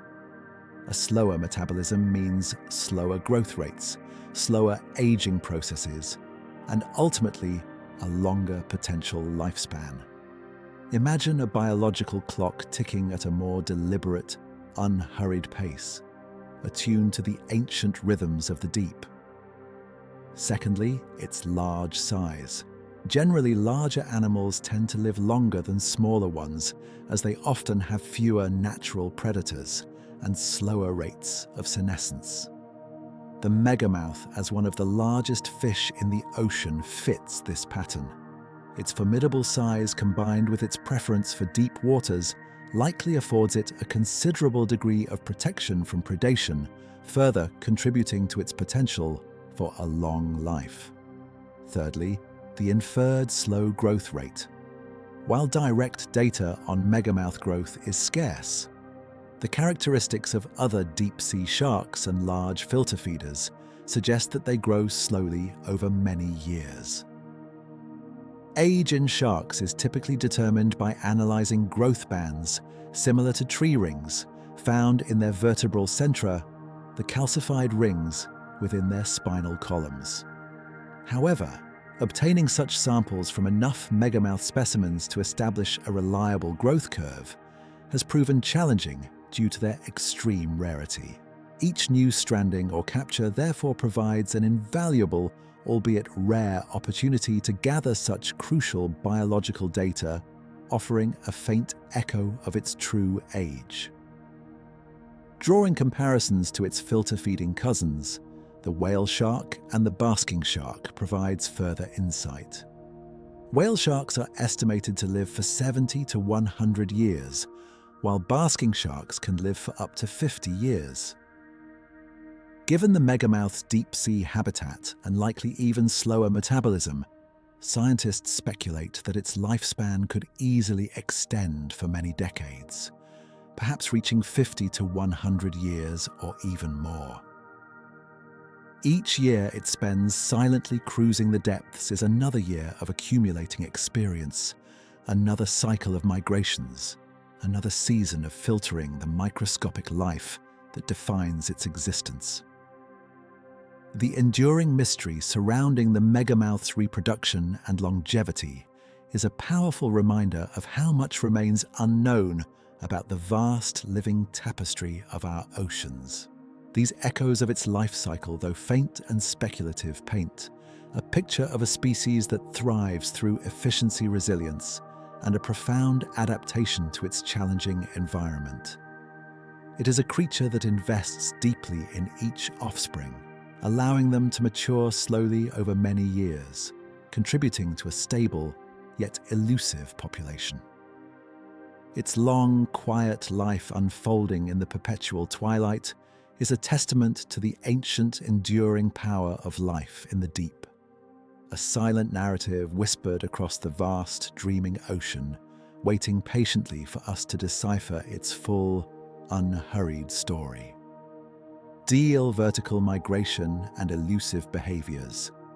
In the silent liquid heart of the world's oceans, where the sun's embrace is a distant memory, a profound and ancient rhythm pulses through the vast water column, orchestrating the movements of countless creatures in a grand, unseen ballet. This rhythmic pulse, known as DL vertical migration, or DVM, is perhaps the largest synchronized movement of biomass on our planet, a daily exodus, and return that underpins the intricate food webs of the deep. For the elusive Megamouth Shark, Megachasma pelagios, this vast, predictable migration of its microscopic prey is not merely an environmental phenomenon, it is the very blueprint of its daily existence, dictating its rhythmic ascents and descents through the twilight and midnight zones, shaping its elusive behaviors and guiding its colossal form through a world of perpetual shadow. Imagine first the countless billions of zooplankton, the tiny euphorsids or krill, and the even tinier copepods that constitute the megamouth's primary diet. These minute creatures are themselves participants in this immense vertical migration, as the sun begins its slow descent, painting the surface waters with hues of orange and purple. A deep instinctual imperative stirs within these swarms. From their daytime sanctuaries in the colder, darker depths of the mesopelagic zone, perhaps 500 meters or more below the surface, they begin their slow, collective ascent. This upward journey, often spanning hundreds of meters, is driven by a dual purpose to feed on the abundant phytoplankton that thrive in the sunlit surface layers during the night, when the risk of visual predation from fish and seabirds is minimized, and to return to the relative safety of the deep during the day. This is their grand nightly pilgrimage, a vast living cloud of energy rising towards the ephemeral glow of the moonlight. The Megamouth Shark, a creature exquisitely adapted to its deep-sea environment, is a silent tracker of this colossal migration. Rather than expending precious energy in frantic high-speed hunts, it employs a strategy of profound efficiency, positioning itself strategically to intercept these immense moving banquets. As the zooplankton begin their nightly ascent from the bathypelagic zone, the realm of absolute darkness, into the mesopelagic or twilight zone, the megamouth begins its own rhythmic ascent. This upward journey is not a sudden burst of speed, but a slow, deliberate, energy-conserving cruise, a gentle rise through the increasing, though still dim, ambient light. Scientists believe that during these nighttime hours, the megamouth often inhabits shallower waters, typically ranging from 50 to 500 meters, or roughly 160 to 1,600 feet below the surface. This is the prime feeding zone where the concentrated swarms of krill and copepods are most abundant, actively grazing on the phytoplankton that flourish during the day. During these nighttime ascents, the megamouth's colossal mouth is held wide open, forming that vast U-shaped portal that defines its very being. As it slowly propels itself through the water, it engages in ram ventilation, allowing the continuous flow of water to pass over its specialized gill rakers. These intricate comb-like structures efficiently filter out the microscopic zooplankton, trapping them against their dense lattice, while the water flows freely outwards through the gill slits. The pale, potentially bioluminescent lining of its mouth, as theorized, would enhance this feeding efficiency, acting as a subtle, inviting lure, drawing the light-sensitive zooplankton even closer into its gentle, consuming embrace. Imagine the faint, ethereal glow of its maw, a silent beacon in the dimness, patiently waiting to collect the unsuspecting microscopic life that drifts within its sphere of influence. As the first faint hues of dawn begin to lighten the eastern sky, signaling the sun's imminent return, the grand migration reverses. The zooplankton, sensing the increasing light, begin their slow, collective descent, retreating back into the safety of the deeper, darker waters to avoid visual predators that hunt in the epipelagic zone. And just as faithfully, the Megamouth Shark follows.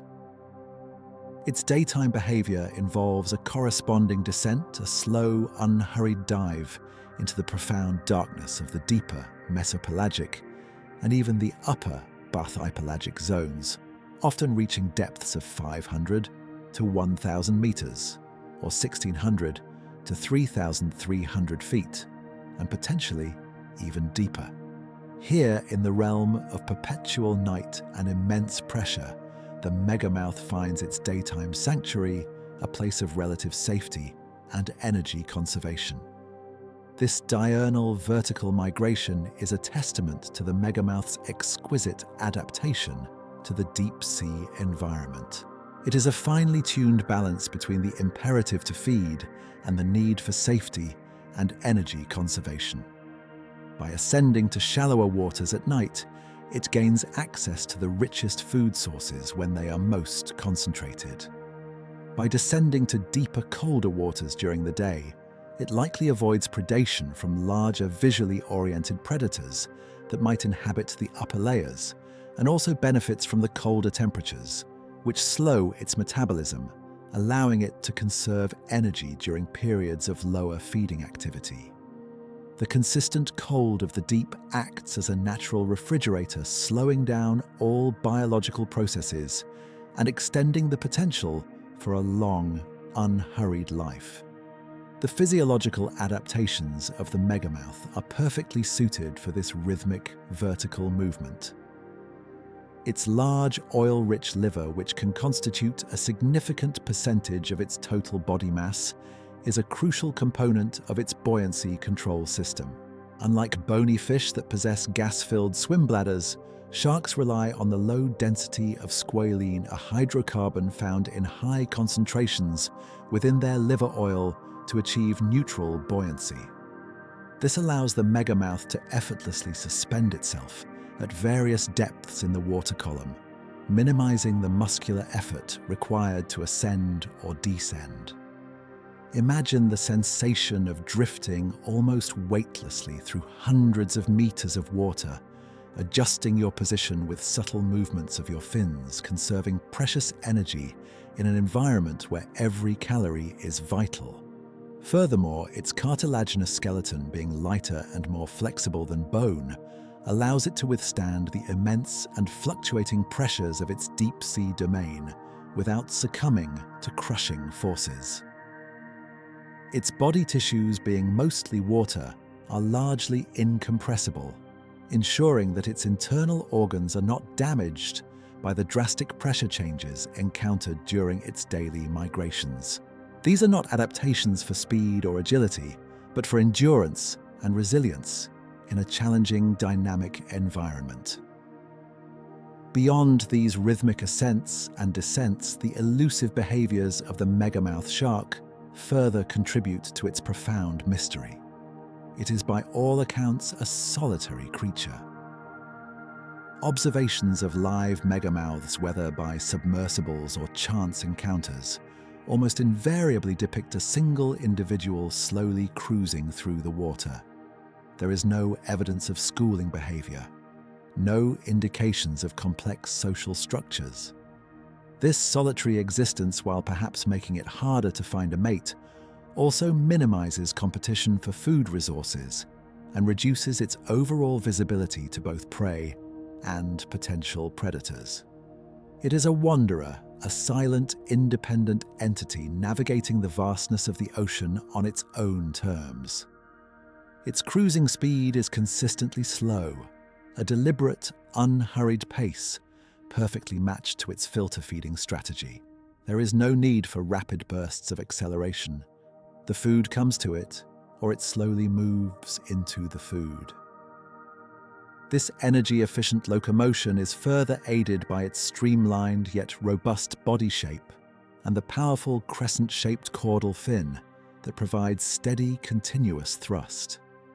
The rhythmic undulations of its tail are a silent testament to its unceasing journey, a perpetual motion machine fueled by the smallest organisms. In a world largely devoid of light, the Megamouth relies heavily on its other senses to navigate and locate its prey. Its relatively small eyes, though adapted for low-light conditions, are likely secondary to its highly developed chemoreception, its keen sense of smell. Scientists believe that the megamouth can detect the subtle chemical cues released by large aggregations of zooplankton, guiding it towards the invisible plumes of its food source. Even more profoundly, its ampullae of Lorenzini, the specialized electroreceptors scattered across its snout, allow it to sense the minute electrical fields generated by the collective metabolic activities of dense swarms of krill and copepods. Imagine perceiving the faint, pulsating hum of thousands upon thousands of tiny crustaceans, an electrical signature in the silent deep, drawing the megamouth closer to its next, unseen meal. The extreme rarity of human encounters with the Megamouth shark is a direct consequence of these elusive behaviors and its deep-sea domain. Most sightings have been accidental, often involving entanglement in fishing nets or chance encounters by deep-sea submersibles or remotely operated vehicles. Each documented observation is a monumental event, a fortunate convergence of human technology and the shark's silent journey. Satellite tagging studies, though, limited due to the rarity of captures, have provided invaluable data confirming the DL vertical migration patterns and revealing the vast distances these solitary giants can traverse. These technological glimpses, though fleeting, offer the most compelling evidence for the megamouth's rhythmic ascents. And descents painting a picture of a creature perfectly attuned to the silent, ancient rhythms of its deep, dreaming ocean. The Megamouth shark, in its rhythmic ascents and descents, is a living embodiment of the ocean's silent pulse. Its elusive behaviors are not merely a choice, but a profound adaptation, a testament to the evolutionary pressures of its deep-sea home. It is a creature that moves with purpose and grace through the invisible currents, a master of energy conservation, a silent tracker of the greatest migration on Earth.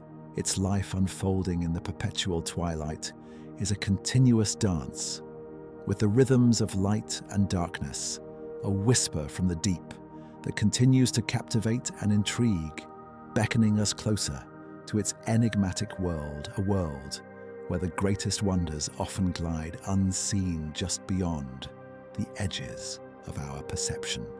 Tracking and studying a shadowy predator, the ocean in its vast liquid embrace holds many secrets, and few are guarded as closely as the daily movements and intimate life of the Megamouth shark. Megachasma pelagios. For a creature that exists as a colossal, filter-feeding entity in the perpetually dim and dark realms beneath the waves, understanding its existence is less about direct observation and more about piecing together fragments of evidence, like deciphering an ancient water-worn scroll. Each encounter with this shadowy predator, whether alive or deceased, is an event of monumental scientific significance, a rare, fleeting glimpse into a world that remains largely inaccessible, a continuous challenge to the ingenuity and patience of marine scientists. The sheer difficulty in tracking and studying the megamouth stems from a confluence of factors, each contributing to its profound elusiveness. Firstly, its habitat, the deep open ocean, a three-dimensional expanse so vast that it dwarfs any terrestrial environment. Within this immense volume, the megamouth is a solitary wanderer, not congregating in predictable areas or frequenting coastal zones where human interaction is more likely. Secondly, its deep-dwelling nature, spending significant portions of its life in the mesopelagic and bathypelagic zones, hundreds to thousands of meters beneath the surface realms of crushing pressure, near freezing temperatures, and absolute darkness. These are environments that require specialized and costly technology to access, making sustained observation incredibly challenging. Thirdly, its rarity, with barely 100 documented sightings since its discovery in 1976. The chances of encountering a megamouth in its natural element are astronomically low, making any research effort a profound gamble against the immensity of the unknown. Early encounters with the megamouth following that serendipitous discovery in 1976 were almost invariably accidental, often tragic for the animal involved. Many of the subsequent specimens came to light through entanglement in various types of fishing gear, particularly gill nets or purse seines, deployed by commercial fishing vessels operating in deep waters. Imagine the surprise, the astonishment of a fishing crew hauling in their nets expecting a familiar catch, only to discover a colossal, unfamiliar shark, its immense cavernous mouth, a feature unlike anything they had ever witnessed. These accidental captures, while tragic, provided invaluable opportunities for scientists to examine fresh specimens. Each stranding, each dead individual washing ashore represents a precious gift to the scientific community, allowing for detailed morphological studies, tissue sampling, and the collection of vital biological data that would otherwise remain unobtainable. When such a rare event occurs, marine biologists and ichthyologists mobilize with urgency and precision. Every measurement, every photograph, every tissue sample is meticulously collected. The internal organs are carefully examined, offering insights into its diet, reproductive state, and overall health. Sections of its vertebrae, like the rings of a tree, can be analyzed to estimate its age and growth rate, offering faint echoes of its lifespan. Stomach contents reveal the precise composition of its microscopic diet, confirming the presence of euphausiids and copepods. Genetic material painstakingly extracted from muscle tissue can be stored and later analyzed to understand its evolutionary relationships, population structure, and genetic diversity, providing clues about its global distribution and potential migratory patterns. These post-mortem examinations, though somber, are foundational to our understanding of this enigmatic creature, building a composite picture from the silent evidence left behind. Direct observation of a live megamouth in its natural habitat is an even rarer privilege. The ocean's depths are vast, and the megamouth is a master of blending into its environment. Remotely operated vehicles, or ROVs, and human-occupied submersibles offer the only means of truly entering its domain. Imagine a submersible, a small sphere of steel and glass, slowly descending through the water column, its powerful lights cutting through the inky blackness, revealing fleeting glimpses of alien-like life forms. The chances of a megamouth gracefully passing through the limited cone of light cast by such a vehicle are incredibly slim. When it does happen, it is often a brief, almost dreamlike encounter. A colossal, dark shape emerging from the gloom, its pale mouth perhaps glowing faintly, before silently receding back into the boundless shadows. These precious moments, captured on video, provide the only visual records of the megamouth's natural behavior, confirming its slow, unhurried cruising speed and its almost ethereal presence. Perhaps the most ambitious and technologically challenging method for tracking such an elusive animal is satellite tagging. This involves attaching a specialized device, a pop-up satellite archival tag, or PSAT, to a live megamouth. The process itself is fraught with difficulty. First, a live megamouth must be encountered often by chance, such as being caught incidentally in a net, but still alive. Then the shark must be carefully brought alongside a research vessel, a delicate operation given its immense size and the potential for injury to both the animal and the researchers. A small, robust tag, typically the size of a soda can, is then carefully affixed to the shark's dorsal fin, a process requiring precision and speed. Once deployed, the shark is released, hopefully unharmed, back into its deep-sea home. This unassuming tag, a marvel of miniaturization and engineering, becomes the shark's silent chronicler. For months or even a year, it continuously records invaluable environmental data, the precise depth of the shark's movements, the ambient water temperature at those depths, and the light levels it experiences. These data points build a detailed three-dimensional profile of the shark's journey through the water column. After a pre-programmed period, or if the shark dives too deep or stays at a certain depth for too long, the tag detaches from the shark, floats to the surface, and begins transmitting its stored data via satellite to researchers eagerly awaiting its signal.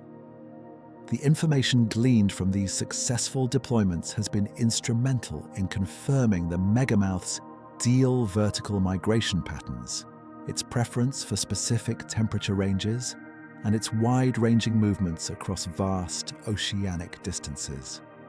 Each successful tag transmission is a profound victory, a whisper of information sent from the deep, shedding light on the silent, rhythmic life of this giant. Acoustic tagging, while widely used for many shark species, presents unique challenges for the Megamouth. This method involves attaching a small acoustic transmitter that emits regular pings, which can then be detected by an array of underwater receivers. However, for a solitary, wide-ranging deep-sea creature, deploying and maintaining a sufficiently dense array of receivers across its vast habitat is logistically unfeasible. Furthermore, the limited range of acoustic signals in the deep ocean means that unless the shark remains in a relatively confined area, tracking it acoustically would be incredibly difficult. Therefore, PSATs, with their ability to record and transmit data from anywhere in the ocean once they surface, remain the preferred, though still rarely achieved, method for tracking its long-distance movements. The synthesis of all these disparate pieces of information, from accidental catches and strandings to fleeting submersible sightings and the precious data from satellite tags, is how scientists construct their understanding of the Megamouth shark. Every fragment, no matter how small, is carefully integrated into a larger, still incomplete mosaic. Ecological modeling plays a crucial role here, combining known environmental parameters with the limited biological data to predict potential distribution patterns, estimate population sizes, and assess the species' vulnerability to various threats. These models, though based on incomplete data, are the best tools available for projecting the Megamouth's unseen life across the immense canvas of the global ocean. The future of Megamouth research hinges on continued technological advancements and persistent patient effort. Autonomous underwater vehicles, or AUVs, equipped with advanced cameras and sensors, capable of operating for extended periods in the deep without human intervention, hold immense promise. These robot scientists could potentially cover vast areas of the ocean, increasing the chances of encountering and observing these elusive creatures in their natural state. Long-term deep-sea observatories permanently deployed in key areas could also provide continuous monitoring, waiting patiently for a Megamouth to glide past their silent cameras. Despite the challenges, the ongoing pursuit of knowledge about the Megamouth shark is a testament to humanity's enduring curiosity about the natural world, particularly its most hidden realms. Each fleeting encounter, each piece of data brings us a little closer to understanding this magnificent creature, a living embodiment of the ocean's profound mysteries. It is a shadowy predator, not in the sense of aggression, but in its profound elusiveness, its silent, graceful passage through a world unseen forever. beckoning us to understand the secrets that still swim vast and mysterious in the deep, dreaming ocean. Conservation status and emerging threats. Even in the vast, silent sanctuary of the deep ocean where the Megamouth Shark, Megachasma pelagios, glides with such profound rarity, the subtle yet pervasive touch of human activity can extend its reach. For a creature so uniquely adapted to its unseen domain and so infrequently encountered, assessing its conservation status and identifying the threats that might ripple through its quiet existence becomes a task fraught with challenge.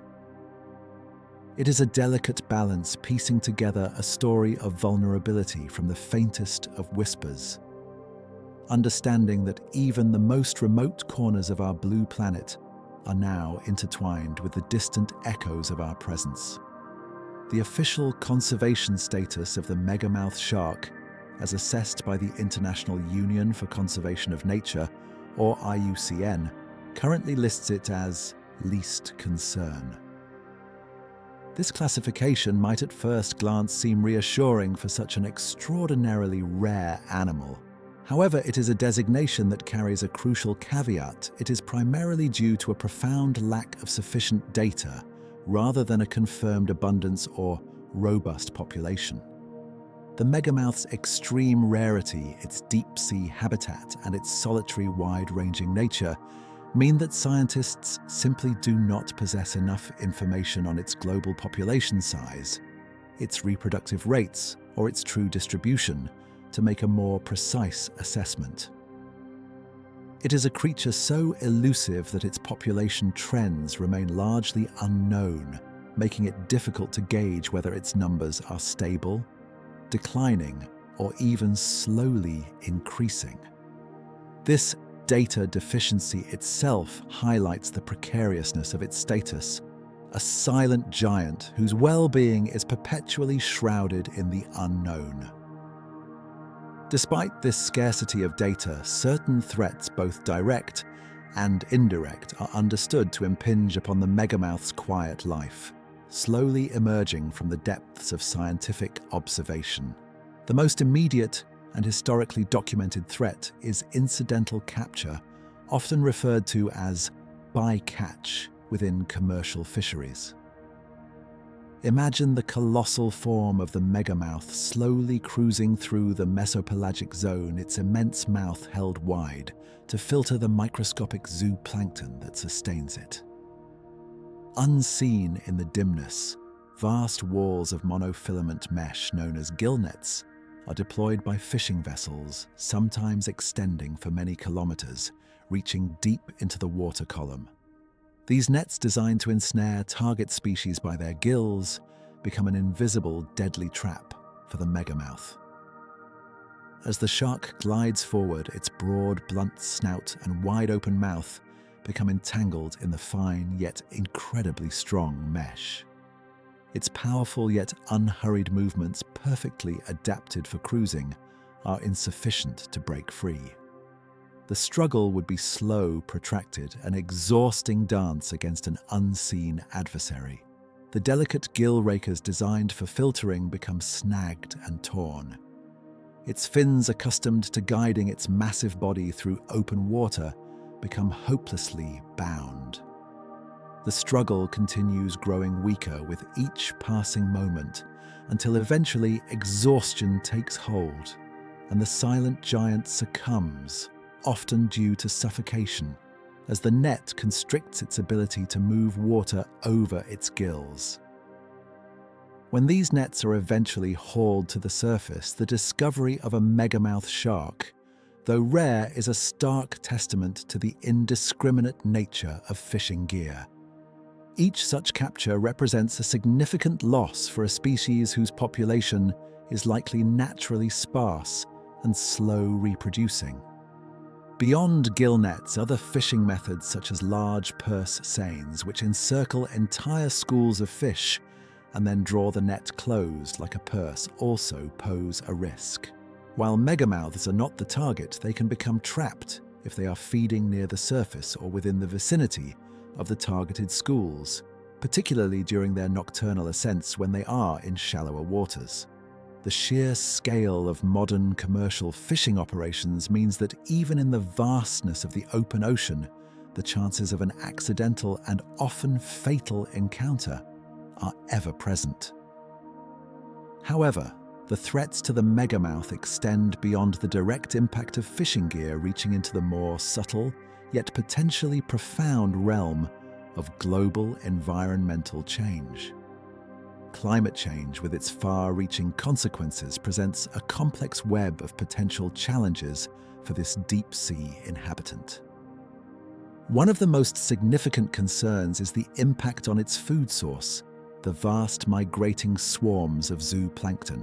Ocean warming, even in the deep, can subtly alter ocean currents and stratification, potentially disrupting the delicate balance that dictates the DL vertical migration patterns of krill and copepods.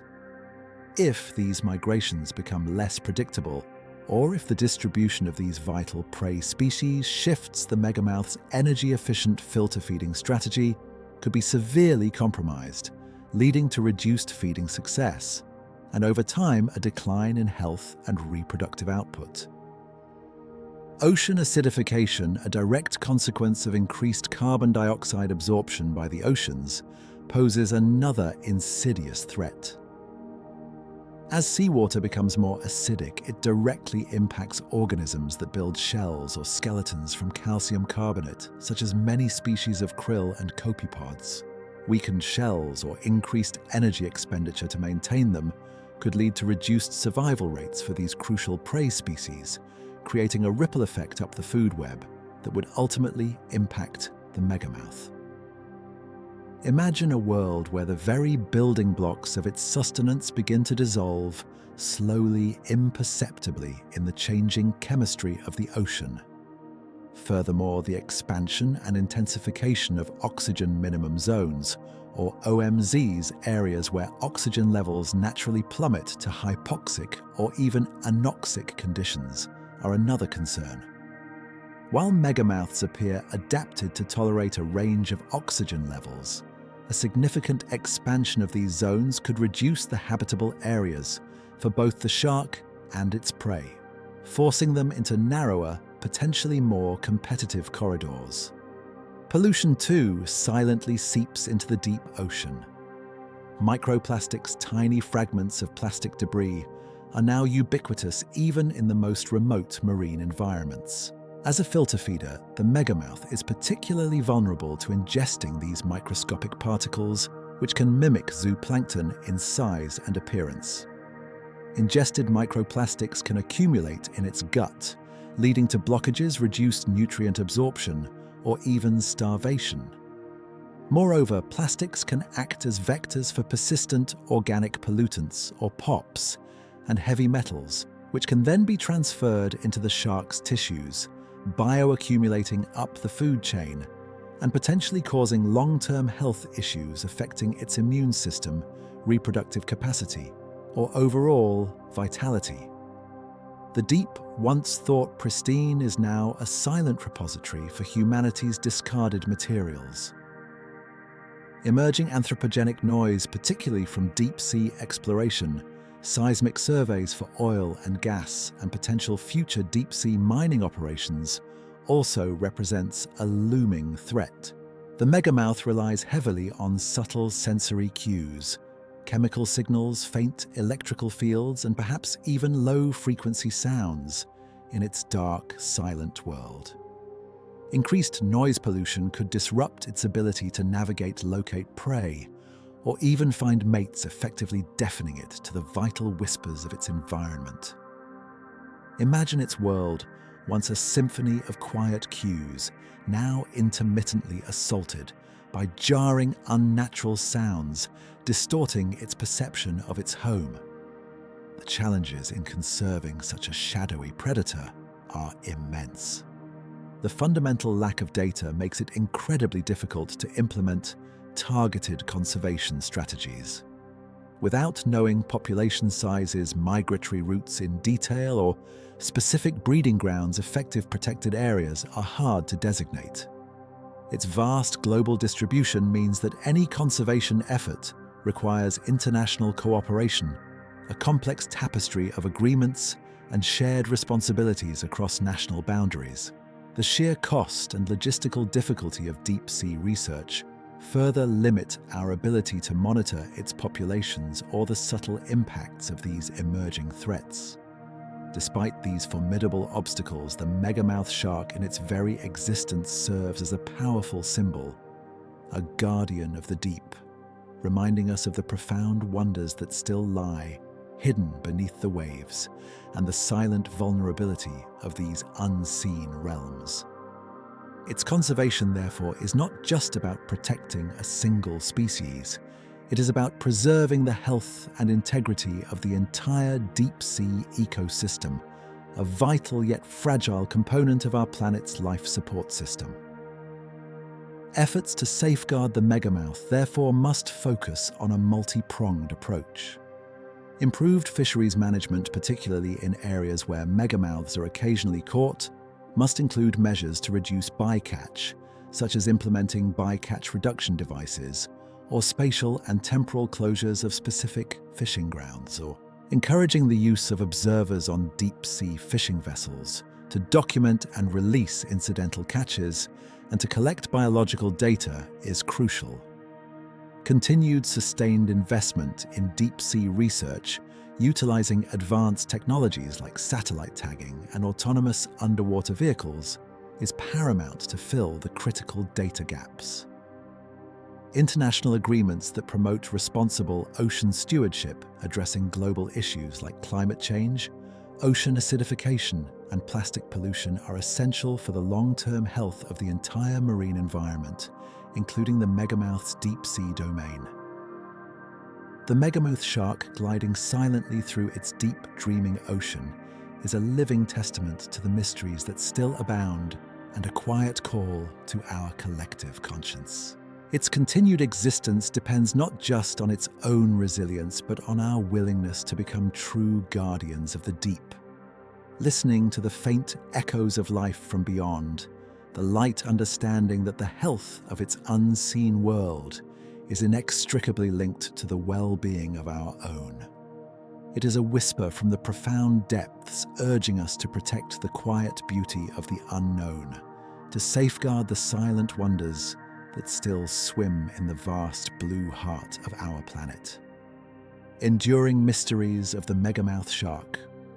As the last echoes of human impact drift into the profound silence of the deep ocean, the colossal megamouth shark. Megachasma pelagios continues its quiet, unhurried existence, a living enigma in a world still teeming with undiscovered wonders.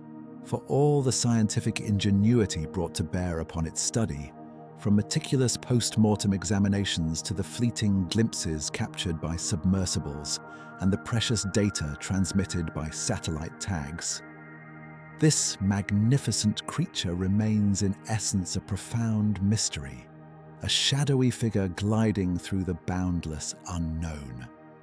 The very essence of its life, from its most intimate biological processes to its grand movements across oceanic basins, is largely a realm of tantalizing speculation, a testament to the ocean's enduring capacity to guard its most ancient and secretive inhabitants.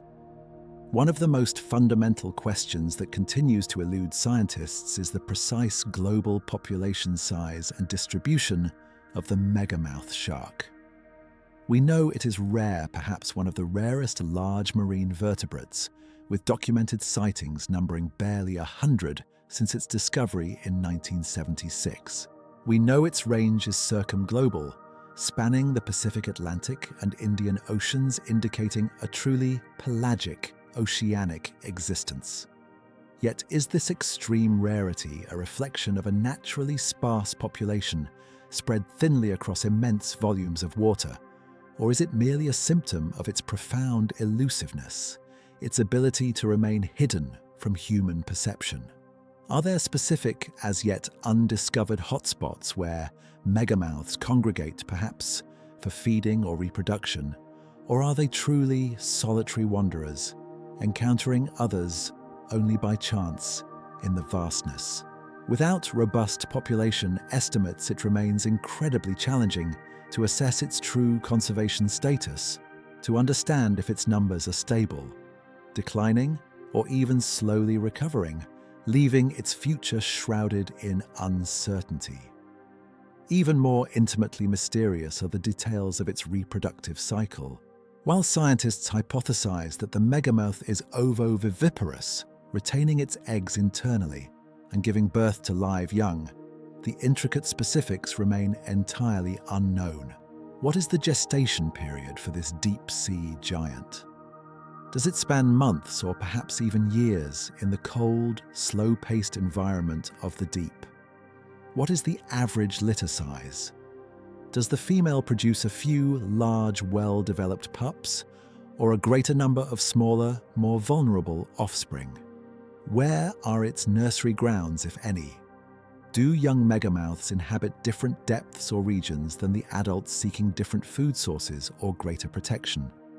And perhaps, most captivatingly, how do these solitary creatures find each other to mate in the immense, lightless expanse of the deep ocean? Are there subtle chemical signals?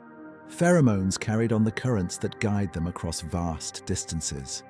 Do they use specialized acoustic calls, low-frequency sounds that travel far through the water to communicate their presence?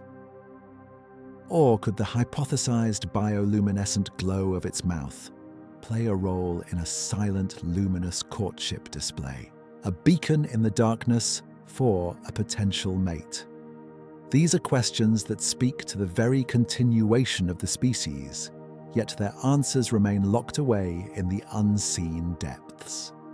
The full story of the megamouth's longevity and growth rate also remains largely untold. While its large-size deep-sea habitat and inferred slow metabolism strongly suggest a long lifespan, potentially many decades, the precise figures are elusive. At what age does a megamouth shark reach sexual maturity, becoming capable of contributing to the next generation? How quickly do they grow from a meter-long pup to a 5-meter adult? Without more data from individual sharks, particularly through the analysis of growth bands in their vertebral centra, each estimate remains a carefully constructed inference, a hopeful projection based on comparisons with other long-lived, slow-growing, deep-sea species. Each new specimen, each accidental capture, offers a rare opportunity to add another precious data point to this incomplete picture, slowly, painstakingly revealing the unhurried rhythm of its life. And then, there is the enduring mystery of its luminous maw. The hypothesis of bioluminescence of a gentle, glowing portal in the shark's immense mouth is one of the most compelling and elegant explanations for the pale coloration of its oral lining. It is a theory that perfectly aligns with the principles of deep-sea ecology, where light is a precious commodity used for communication, hunting, and defense. Yet despite its strong scientific plausibility, direct, unequivocal proof from a live megamouth actively glowing in its natural habitat remains elusive. Has any observer in the fleeting moments of a submersible encounter witnessed this soft, ethereal luminescence? Furthermore, the precise biological mechanism behind this potential glow is unknown. Is it an intrinsic capability generated by specialized light-producing cells within its own tissues? Or does it rely on a symbiotic relationship with bioluminescent bacteria, hosting them within its oral lining, much like an anglerfish carries its living lamp? The confirmation and elucidation of this luminous lure would not only deepen our understanding of the megamouth, but would also add another fascinating chapter to the rich tapestry of bioluminescence in the deep sea. Even its well-established diel vertical migration, the rhythmic ascent and descent through the water column, holds lingering questions. While satellite tagging has confirmed this behavior, the precise depths it inhabits during different phases of the day and night can vary. What triggers these movements so precisely? Is it solely the changing light levels? Or do other environmental cues such as temperature gradients, oxygen levels, or the subtle movements of specific prey, aggregations also play a significant role? Do these migratory patterns vary geographically adapted to local oceanographic conditions and prey availability? Understanding the nuanced triggers and variations in its DVM would provide crucial insights into its energy budget, its feeding ecology, and its overall adaptation to a dynamic, three-dimensional environment. Beyond its own life cycle, the megamouth's ecological interactions remain largely unknown. Does it have any natural predators in its deep-sea domain? Its immense size and deep-dwelling nature likely offer considerable protection. But could juvenile megamouths be vulnerable to larger deep-sea sharks or colossal squid? How does it interact with other large deep-sea filter feeders, if any exist in its specific habitat? Is it truly a solitary wanderer? Or are there subtle social behaviors, perhaps, during mating or in response to exceptionally dense prey aggregations that we simply have not yet observed? Each fleeting encounter has depicted a solitary individual, yet the vastness of its world leaves open the possibility of unseen interactions. Finally, its evolutionary history, its precise lineage within the ancient order of lamniforms still holds intriguing questions. How did this unique filter-feeding niche evolve within a group dominated by apex predators like the great white and mako sharks? What are its closest extinct relatives, and what might their fossil record tell us about the evolutionary pressures that sculpted this gentle giant? The megamouth stands as a living testament to the deep sea's capacity for evolutionary divergence, a unique branch on the tree of life that continues to challenge our understanding of shark diversity and adaptation. The Megamouth shark, in its profound and enduring mystery, serves as a powerful reminder of how much remains unseen, unheard, and unknown in the vast, deep ocean. Its silent existence, its rhythmic journeys through twilight and darkness, its unique anatomy and its elusive behaviors all speak to a world beyond our immediate perception, a world that continues to unfold its secrets at its own unhurried pace. These lingering questions are not merely gaps in our knowledge. They are invitations beckoning us to continue our patient exploration, to listen more closely to the whispers from the deep, and to embrace the quiet wonder of the unknown that still swims vast and mysterious in the dreaming ocean. And so, as we drift away from the silent, immense world of the Megamouth shark, allowing its profound mysteries to gently recede into the soft edges of your awareness, remember the deep connection you share with these hidden realms. The very water that flows through your veins, making up so much of your being, once mingled with these ancient currents, just as the stardust that formed the iron in your blood and the calcium in your bones was forged in the hearts of distant dying stars. You are in every atom a child of this vast dreaming cosmos, intrinsically linked to the depths of the ocean and the boundless expanse above. Just as the megamouth descends into the tranquil darkness of the deep to rest and conserve its energy, so too does your mind now seek its own quiet depths. Allow your thoughts to become gentle currents, slowly drifting, dissolving into the profound peace that awaits you. Let your breath deepen, becoming as slow and steady as the megamouth's unhurried cruise through the twilight zone, guiding you further into slumber's embrace.